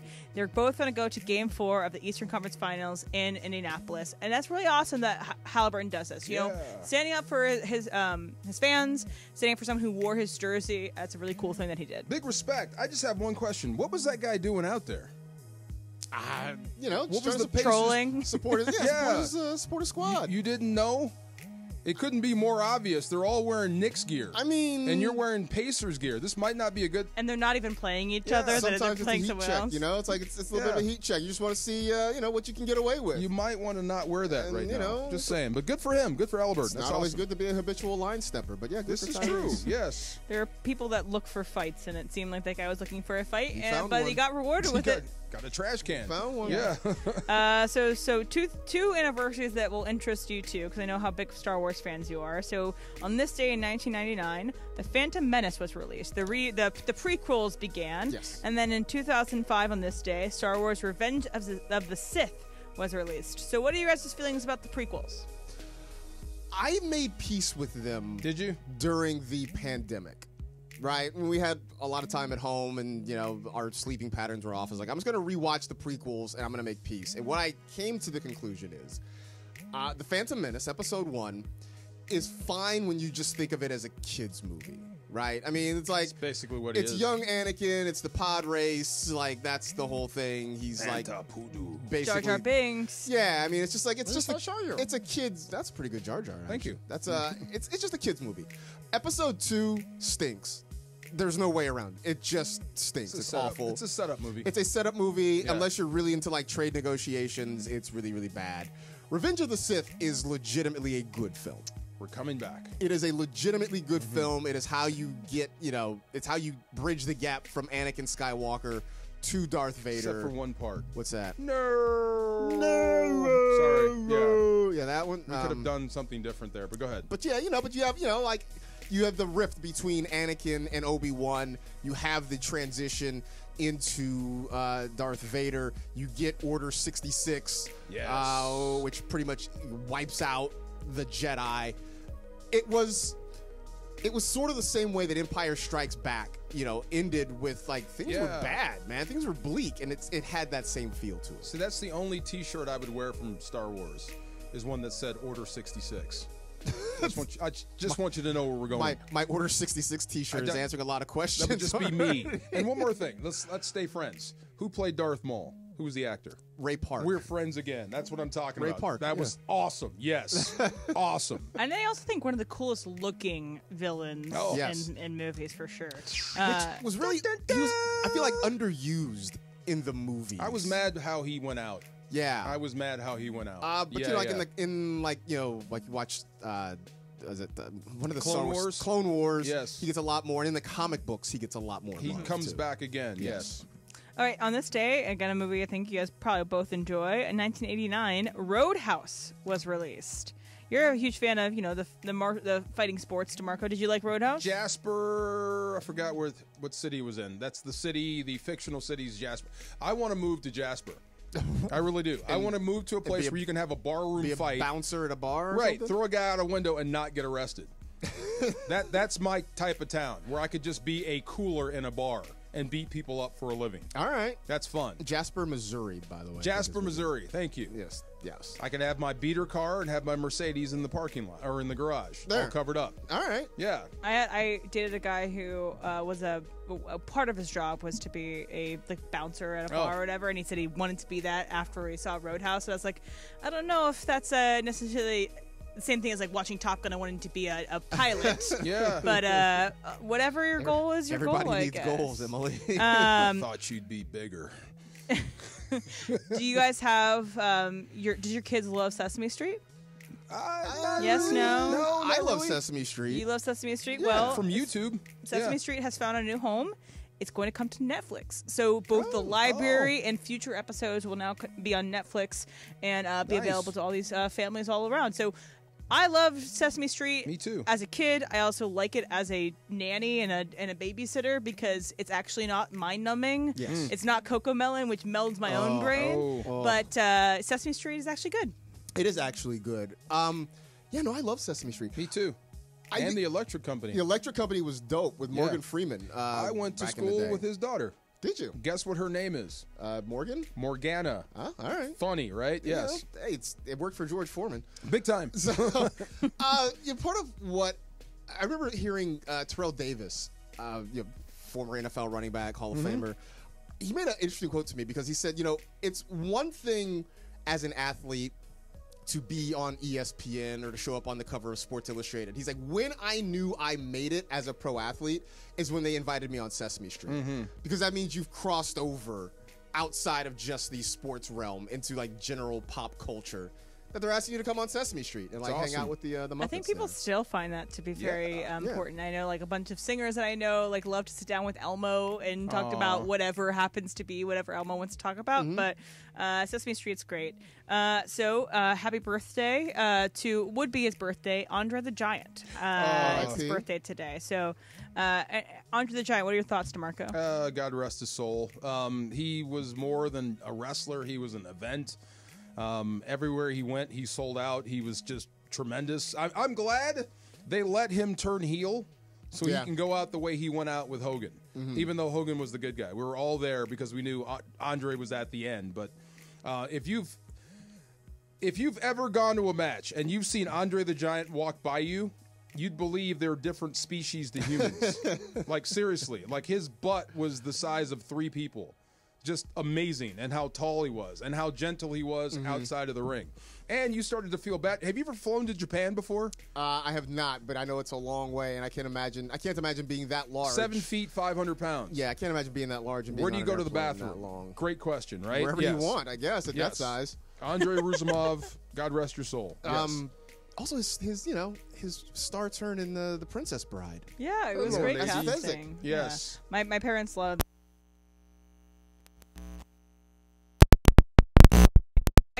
I used to play this game called Backyard Sports and Backyard Basketball. I remember that game. And so I had backyard basketball. I played as a kid. I didn't watch the NBA as a kid. My parents just didn't have it on in the house.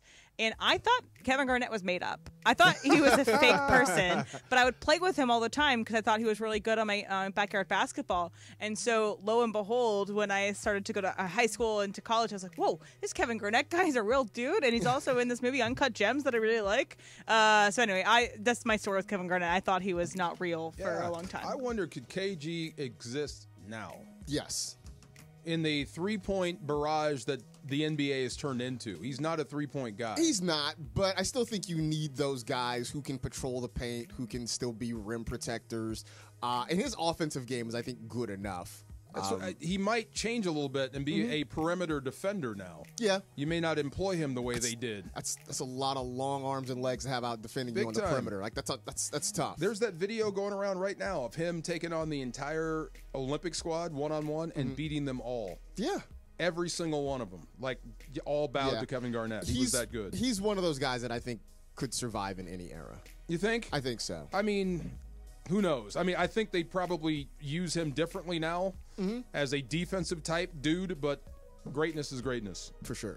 Yeah, I thought he was fake like Pablo Sanchez or whatever. That Pablo Sanchez didn't exist. That turnaround. And he was great in Uncut Gems. I think he was really solid in that role. He was, but I also think he was playing himself mostly. Yeah, I wouldn't expect that Kevin in any movie would be great, but it's also almost like Anthony Edwards in Hustle when he was so great in Hustle. Yeah. But he also is playing a heightened version of himself. Yeah. Another anniversary here. In 1995, Braveheart was released. Did you guys see Braveheart in theater? Did you love it as a kid, or not a kid, but as an adult? Okay, so I went with a smart dude. I did, and this is when Mel was Mel before we knew about Mel. So if the movie star, if it opened, I'm there, right? So I'm there with him, and he was so up in arms about Braveheart. I'm enjoying this movie because there's people getting their butts kicked, and it's a great story. They did not have kilts back then. Kilts did not exist yet. All right, man. I'm like, you're messing up the movie, bro. All right, cool. Yeah, thank you. Just shut up and enjoy the movie. Thank you very much. Yes.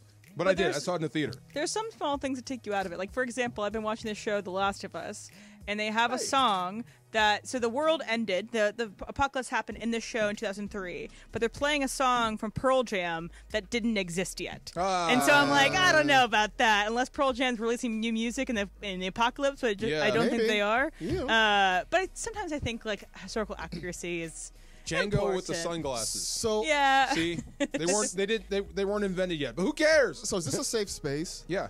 Sure. I've never seen Braveheart. Oh, really? So I never got around to seeing it in theater, and then I knew a guy in college where that's all he would talk about. Like, oh, really? Braveheart, to the point that it's just like, I don't even want to see it now. Like, you've built this movie up, like you won't shut up about it. That, like, now just on principle, I'm just not going to watch this movie. which really only hurts me. Like, he lost nothing. Take a out gander of it. at it. Maybe I will. Like, now it's like, 30 yeah. years later. Like, maybe I can just watch it. But, like, he just wore me out. Is it the King Longshanks? The King of England? Okay. Yeah, he's a funny character, too. All right. Yeah, I just this dude in college wore me out about it, and I didn't want to watch it. I totally get you. Yes. So, yeah. Who's that guy right there? John Ireland's in the house, man. Are white guys allowed in here today? No. I loved it earlier when Clinton was in here, and you go, "We have 3 black guys in the studio." In the That'd be a studio. record. Yeah, man. We even have like YouTube proof of it that it actually happened. Love it. Exactly. Johnny Ireland in the house. Coming up next after us, do a little super crosstalk. Coming up next, 710 ESPN. Mason and Ireland. Can you do a cartwheel, John, if you were pressed? I used to be able to, but I haven't done it in so long. I've not done a cartwheel in a really you do long one? time. I'm sure I can. The biggest show on the radio, weekdays at noon. On 710 ESPN. Cap here. Here's the scenario. Your home is flooded and the damage is severe. Now it feels like your insurance company is turning on you. They won't approve a replacement living arrangement and the adjuster leaves you in the lurch. Take a breath and call Avner Gatt. With years of experience and a passion for helping people, if you've got water damage at home, call Avner Gatt today. 818-917-5256 or avnergatt.com. That's 818-917-5256. Avner Gatt. Your claim, our game. One of LA's best kept secrets in the heart of Los Angeles, East Central Hotel offers effortless accommodations and unparalleled accessibility. The East Central Hotel is for everyone looking for entertainment with their trendy, spacious rooms, a renovated gym, and a patio lounge for breakfast, dinner, and drinks. Stop by their incredible Nixo Lounge before your next event at LA Live. Book your stay at eastcentralhotel.com or call 213-748-1291 today at Entertainment's official address. Hello, I'm Richard Navarro, General Manager at Fleming Steakhouse and Wine Bar in downtown Los Angeles, where unforgettable dining meets the heart of the city. Whether it's prime steaks, fresh seafood, or a handcrafted cocktail, we're here to make your next experience out exceptional. Call us today at 213-745-9911. Hey, it's Travis. Join us Friday, May 30th from 9 a.m. to noon at Legends Attic in Claremont as we celebrate their 1-year anniversary and kick off the Freddie Freeman World Series Game 1 Walk-Off Grand Slam Ball Tour. Plus, Oral Hershiser hosting special guests, Dodgers voice Joe Davis, Steve Sachs, Rick Monday, Jaime Harin, Peter O'Malley, and more. Giveaways in the amazing art of Dave Hobrick. Purchase your tickets for meet and greets at legendsattic.com. We'll see you Friday, May 30th at Legends Attic in Claremont. Hey guys, double down with me in my first ever $10,000 blackjack tournament. It's going to happen on June 6th at the Bicycle Casino. You know it, the Park West Bicycle Casino, 888 Bicycle Casino Drive in Bell Gardens. Here's what we're going to do. We're going to have a live broadcast from 3 to 6. But when you walk in, I want you to say, double down with Cappy. You go to the Players Reward Desk, and you get your free entry into the tournament, which is going to start at 7 o'clock that night. Remember, it's June 6th. Double down with Cappy is going to get you a free entry into the tournament, which you're going to need to get because I'm telling you, this thing's going to fill up real fast. Live radio, real cards, big prizes. Talk.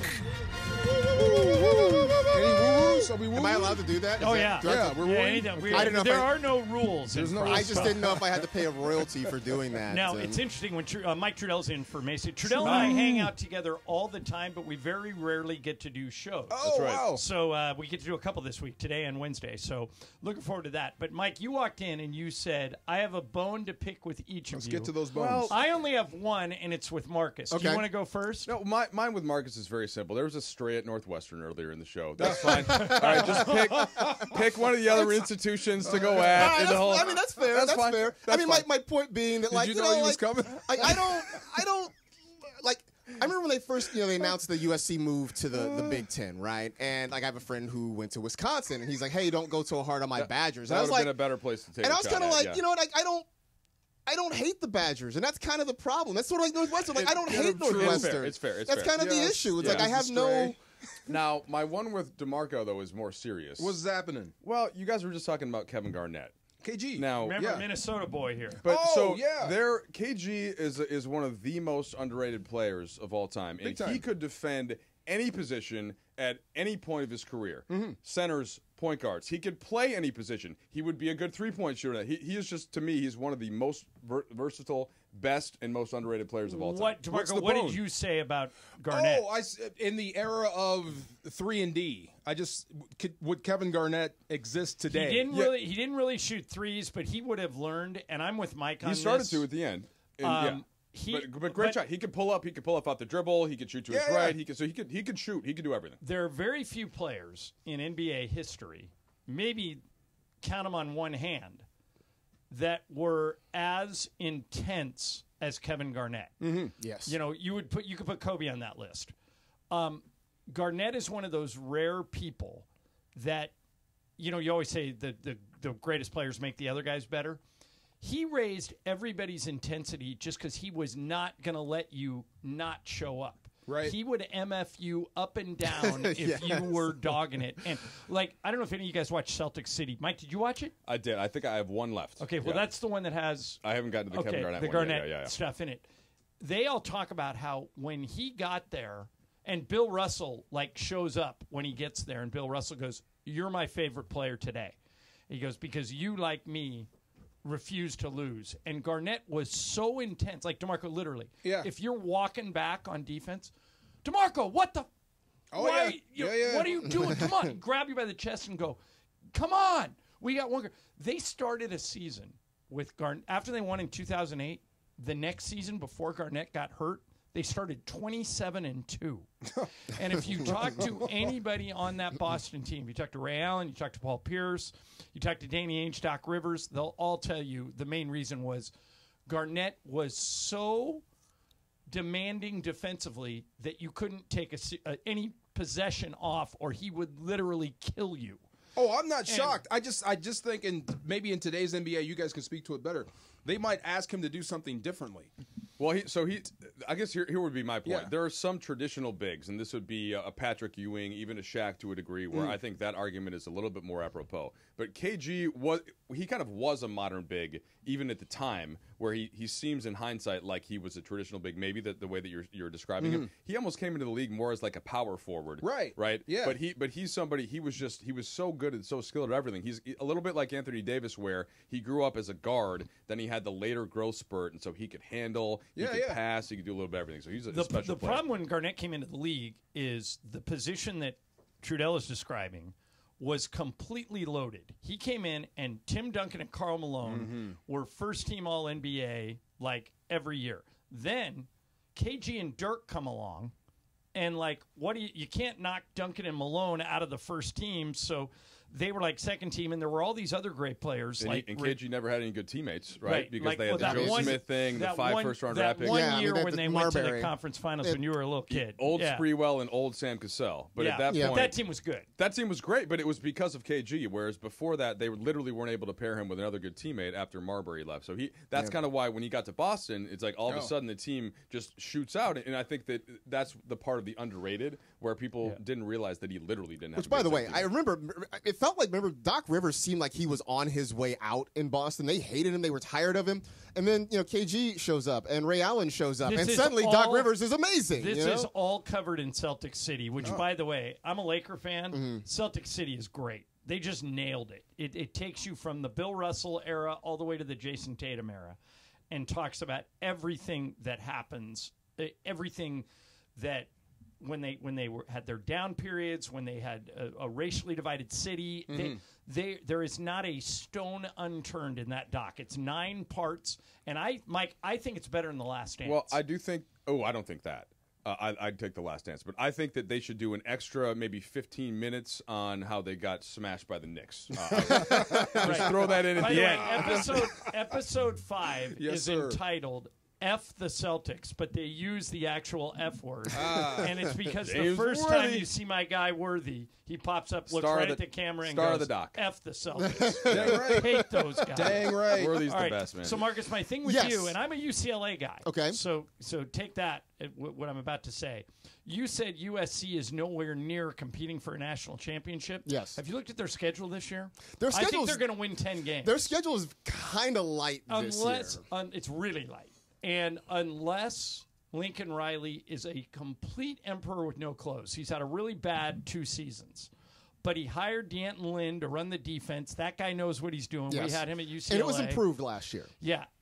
I think that combined with their schedule, I think they're going to compete for the Big Ten title. And if they win the Big Ten, they're in. I think so. I look at this though, and they have to get to at least the conference championship game, right? Because they're not going to start very highly ranked because of where they've been the last couple years. But if you years. win the Big Ten, you'll be in the playoff. They'll be in the playoff, and so maybe they are. But I think this team is still really far away from actually being considered a serious contender. And I think on top of it, if you're losing rivalries, I just don't know what there is. I'm with you on that. I would not cancel. Mason wants to cancel Notre Dame. He wouldn't care if they play UCLA. All he wants to do is get to the playoff. He's a big USC fan. I don't like that. I don't like that. That's the way it is, though. Right. Yeah. But, DeMarco, the regular season has to mean something. I'm with you, but it's not that way anymore. Can we That's at the least problem. play teams like within 200 geographical area? area? Nice. Right? I know. It'd be nice, but I'd love for the players to not move around every year. No, but that's just the way it is now. Well, the one thing that does surprise me about USC, it appears right now that Jaden Maeva, the kid that played quarterback at the end of the year last year, is going to be their starting quarterback this year. And let me say this as directly as I can. USC has an endless supply of NIL money. Their alumni are loaded. Yeah. That's how they got Caleb. They paid him like $5 million to come here. Mm-hmm. Aren't you guys surprised they haven't bought another like absolute top tier quarterback? I'm glad you said that. I thought SC had a ton of money. How come they're not in this game like everyone else? I don't. Well, because they have the number 1 recruiting class in the country. For this year. And so I think those guys, Marcus, would come in 26, right? Yeah. If you have the number 1 recruiting class Which in is the an country improvement right now, because Lincoln they had just struggled lost a with that. linebacker, a really big one, because apparently they weren't paying him enough. Well, so this is the kid that is from Georgia and is going to go back to Georgia. So I was talking to somebody about this, John, and you've heard of the name Chad Bowden, of course, right? The guy from it's Notre Dame. Jim Bowden's son. Yeah, yes. Jim Bowden is a friend of the Mason and Ireland show that used to. He's the former GM of the Reds and the Nationals. Yes, and his son is the GM of USC football. Basically, he's the one paying out the NIL money. It sounds like he's pretty good, right? But I think one thing that he's probably going to realize, and he came in here, well, there's so many good players just in this area. Oh, yeah. Mm-hmm. If USC's got to keep more of those guys. I get it. You bring a Georgia kid in on the occasion, especially if you have to pay somebody. in California. That was what Pete Carroll did. Yeah, just like don't let some of these top, like, hey, stay here, guys. Like, and you can pay Jamarco, them just money. Yeah. Well, like you said, it's now all about the money. Yeah. So what the problem, Mike, with your theory is, I think most of those kids would love to stay home. Not if Alabama and Georgia are going to pay him $5 million. Well, but that was. But didn't you say earlier though that USC's got the money? Would you match that, or would you match that? Well, I think USC has a certain amount of money, and they're trying to move it around. But I've never seen the alumni as rich as they are at USC. That's what I'm saying. How could they not be in the game? But that's also true in Texas. I was going to say, like, you got oil money in Texas and Oklahoma. And they help and they get players. Yeah. You know. Or the interesting one for college basketball though, so BYU becoming a player. Aren't they getting like the number 1 recruit? Well, I think DeBonza, right? And I think it's because Ryan Smith, who also owns the Jazz and I think that now the hockey Utah team. Hockey Club or the Mammoth, I think he's the one that's essentially driving that funding. So all of a sudden now BYU, you just get one billionaire, and all of a sudden you're in the game. That's all you need. I mean, please let me hit my first billion. I'd be so corrupt. I will. You don't have to be corrupt now. You just put it right on the table. I'd be buying players left and right. Yeah, you can do it now. Do you guys, since you guys are into basketball, do you guys give the Nuggets any credit for going 7? Very much. You do? Okay. I picked them to lose to the Clippers in 5. Ah, okay. All right. And they took the Clippers out in 7. I think Mike's with me on this. I won't put words in your mouth, but I would have bet a lot of money if I was a gambler. We're not even allowed to joke about betting on the NBA. Yeah. They take it really seriously. But if I was a gambler, and you would have come to me with a bet and said, Thunder Nuggets is going 7, I would have bet you whatever you want. And they somehow forced him to go 7. I think they should be really. I think it might get David Adelman that job. Yeah, I think it did. So bottom line is that you're right, and I think the reason though is because Nikola Jokic is still the best player in the world, and he's a proud guy. Then you have Jamal Murray, who's always better in the playoffs. And I think the most underrated player, we were talking about KG a couple moments ago, the most underrated player today, to me, is Aaron Gordon. This guy you could tell yesterday he was playing on one leg. Yeah, he's playing on one leg. But those three, and then where they fell short, though, and probably why John picked them to lose against the Clippers, I thought they were going to get past the Clippers, but then lose to the Thunder. They have zero depth whatsoever. Yeah, they're a little like us in that regard. Okay, it kind of goes to a larger theory that we've been kind of sharing for years, and I heard Phil Jackson talking about it. So when the Lakers won the title, my first year here, 2009, 10 guys. They played 10 guys, and then though after they win the title, they add Ron Artest. Right now, Meta World Peace at the time, Ron Artest. So you can't repeat as a champion in the NBA unless you add talent. I think that happened to Boston this year.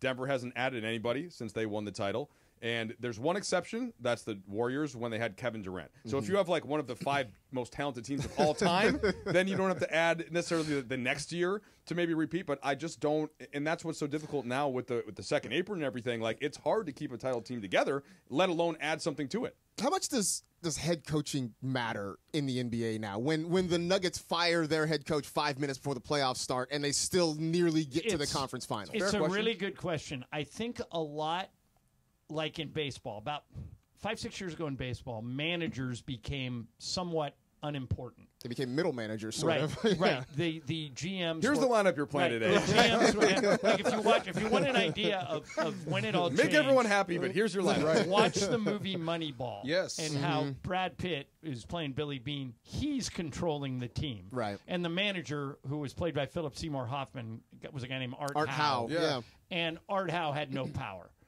That is starting to happen in the NBA. And now that Greg Popovich is gone, there are very few coaches that have complete that have the con to to steal a submarine reference that have complete control. I would say it's Steve Spoelstra, Kerr. Yeah. Anybody past that? You know, like Rick Carlisle's not been there for a little while. Yeah. I mean, Tibbs to an extent. It's not like they're on. He's also such a sociopath. He might just take control. Yeah. What's the NFL equivalent for this? Like, because we all think because of we can't all call plays in the way that they do. Although I'm sure it's also happening in the NFL. When Belichick stepped down, he was kind of the last of the my way or highway guys. I feel like Sean McVay has a bit of authority. Although Marcus, the difference between Sean McVay and Bill Belichick is Sean McVay always falls on the grenade. Yeah. Yes. Yeah. It's never Tomlin. Yeah. Tomlin, but he's like, but everyone seems to Tomlin like him. also tends to fall in the grenade. Yeah. But one-man shows, they're kind of dying out. Right. Those Well, two guys. the my way or the highway guys in every sport are like Sean McVay never ever blames the players. He always, even when at least not publicly. Well, right. Even when it's completely the players' fault. Well, DeMarco, that's the whole point. Yeah. Behind the scenes, he'll tell you the truth. Right. But he won't embarrass those guys. He won't talk bad about them. Go find me anything Sean McVay ever said bad about Jared Goff. Well, Very I'll little. give you one. Very he little. didn't say anything bad directly, but it was about that game in Miami when he couldn't figure out zero blitz. Right. Yeah. He kind of left Jared twisting there. A distinction I might try to draw is like in the NBA, if you have a team, take Denver right now, and you have Jokic and vets that know how to play, that have played together, you could probably get through a season. I don't think you can do multiple seasons. In the NFL, I'd be a little surprised if you could have please nudge me, Morales. Thank you. What the heck? That feels good. It's just a thing we have together. Okay. Don't worry about it. Yeah, people watching on YouTube will take that out. I'm not sure that was safe. That was a little disturbing. Yeah. But DeMarco, I would have a hard time. Like an NFL coach teams to me would be found out maybe a little quicker. Oh yeah. Yeah. I think you get exposed faster. Maybe it's because shorter leash in the NFL. A little bit, right? You'll be out of there fast. Ask who was the guy the Patriots fired? Gerard Mayo. Gerard Mayo. Quickly. See ya. Done. Well, after after week 3, they were discontent with him for Yes. sure. Hey man, thanks for letting me hang out with you guys today. Of course, man. Good to see you. Exactly. Yes, sir. Stick around. John Ireland, Mike Trudell hanging up, Mason in Ireland. Good day here on Travis and DeMarco. Maybe they'll let me come back. At Go some Northwestern. Point.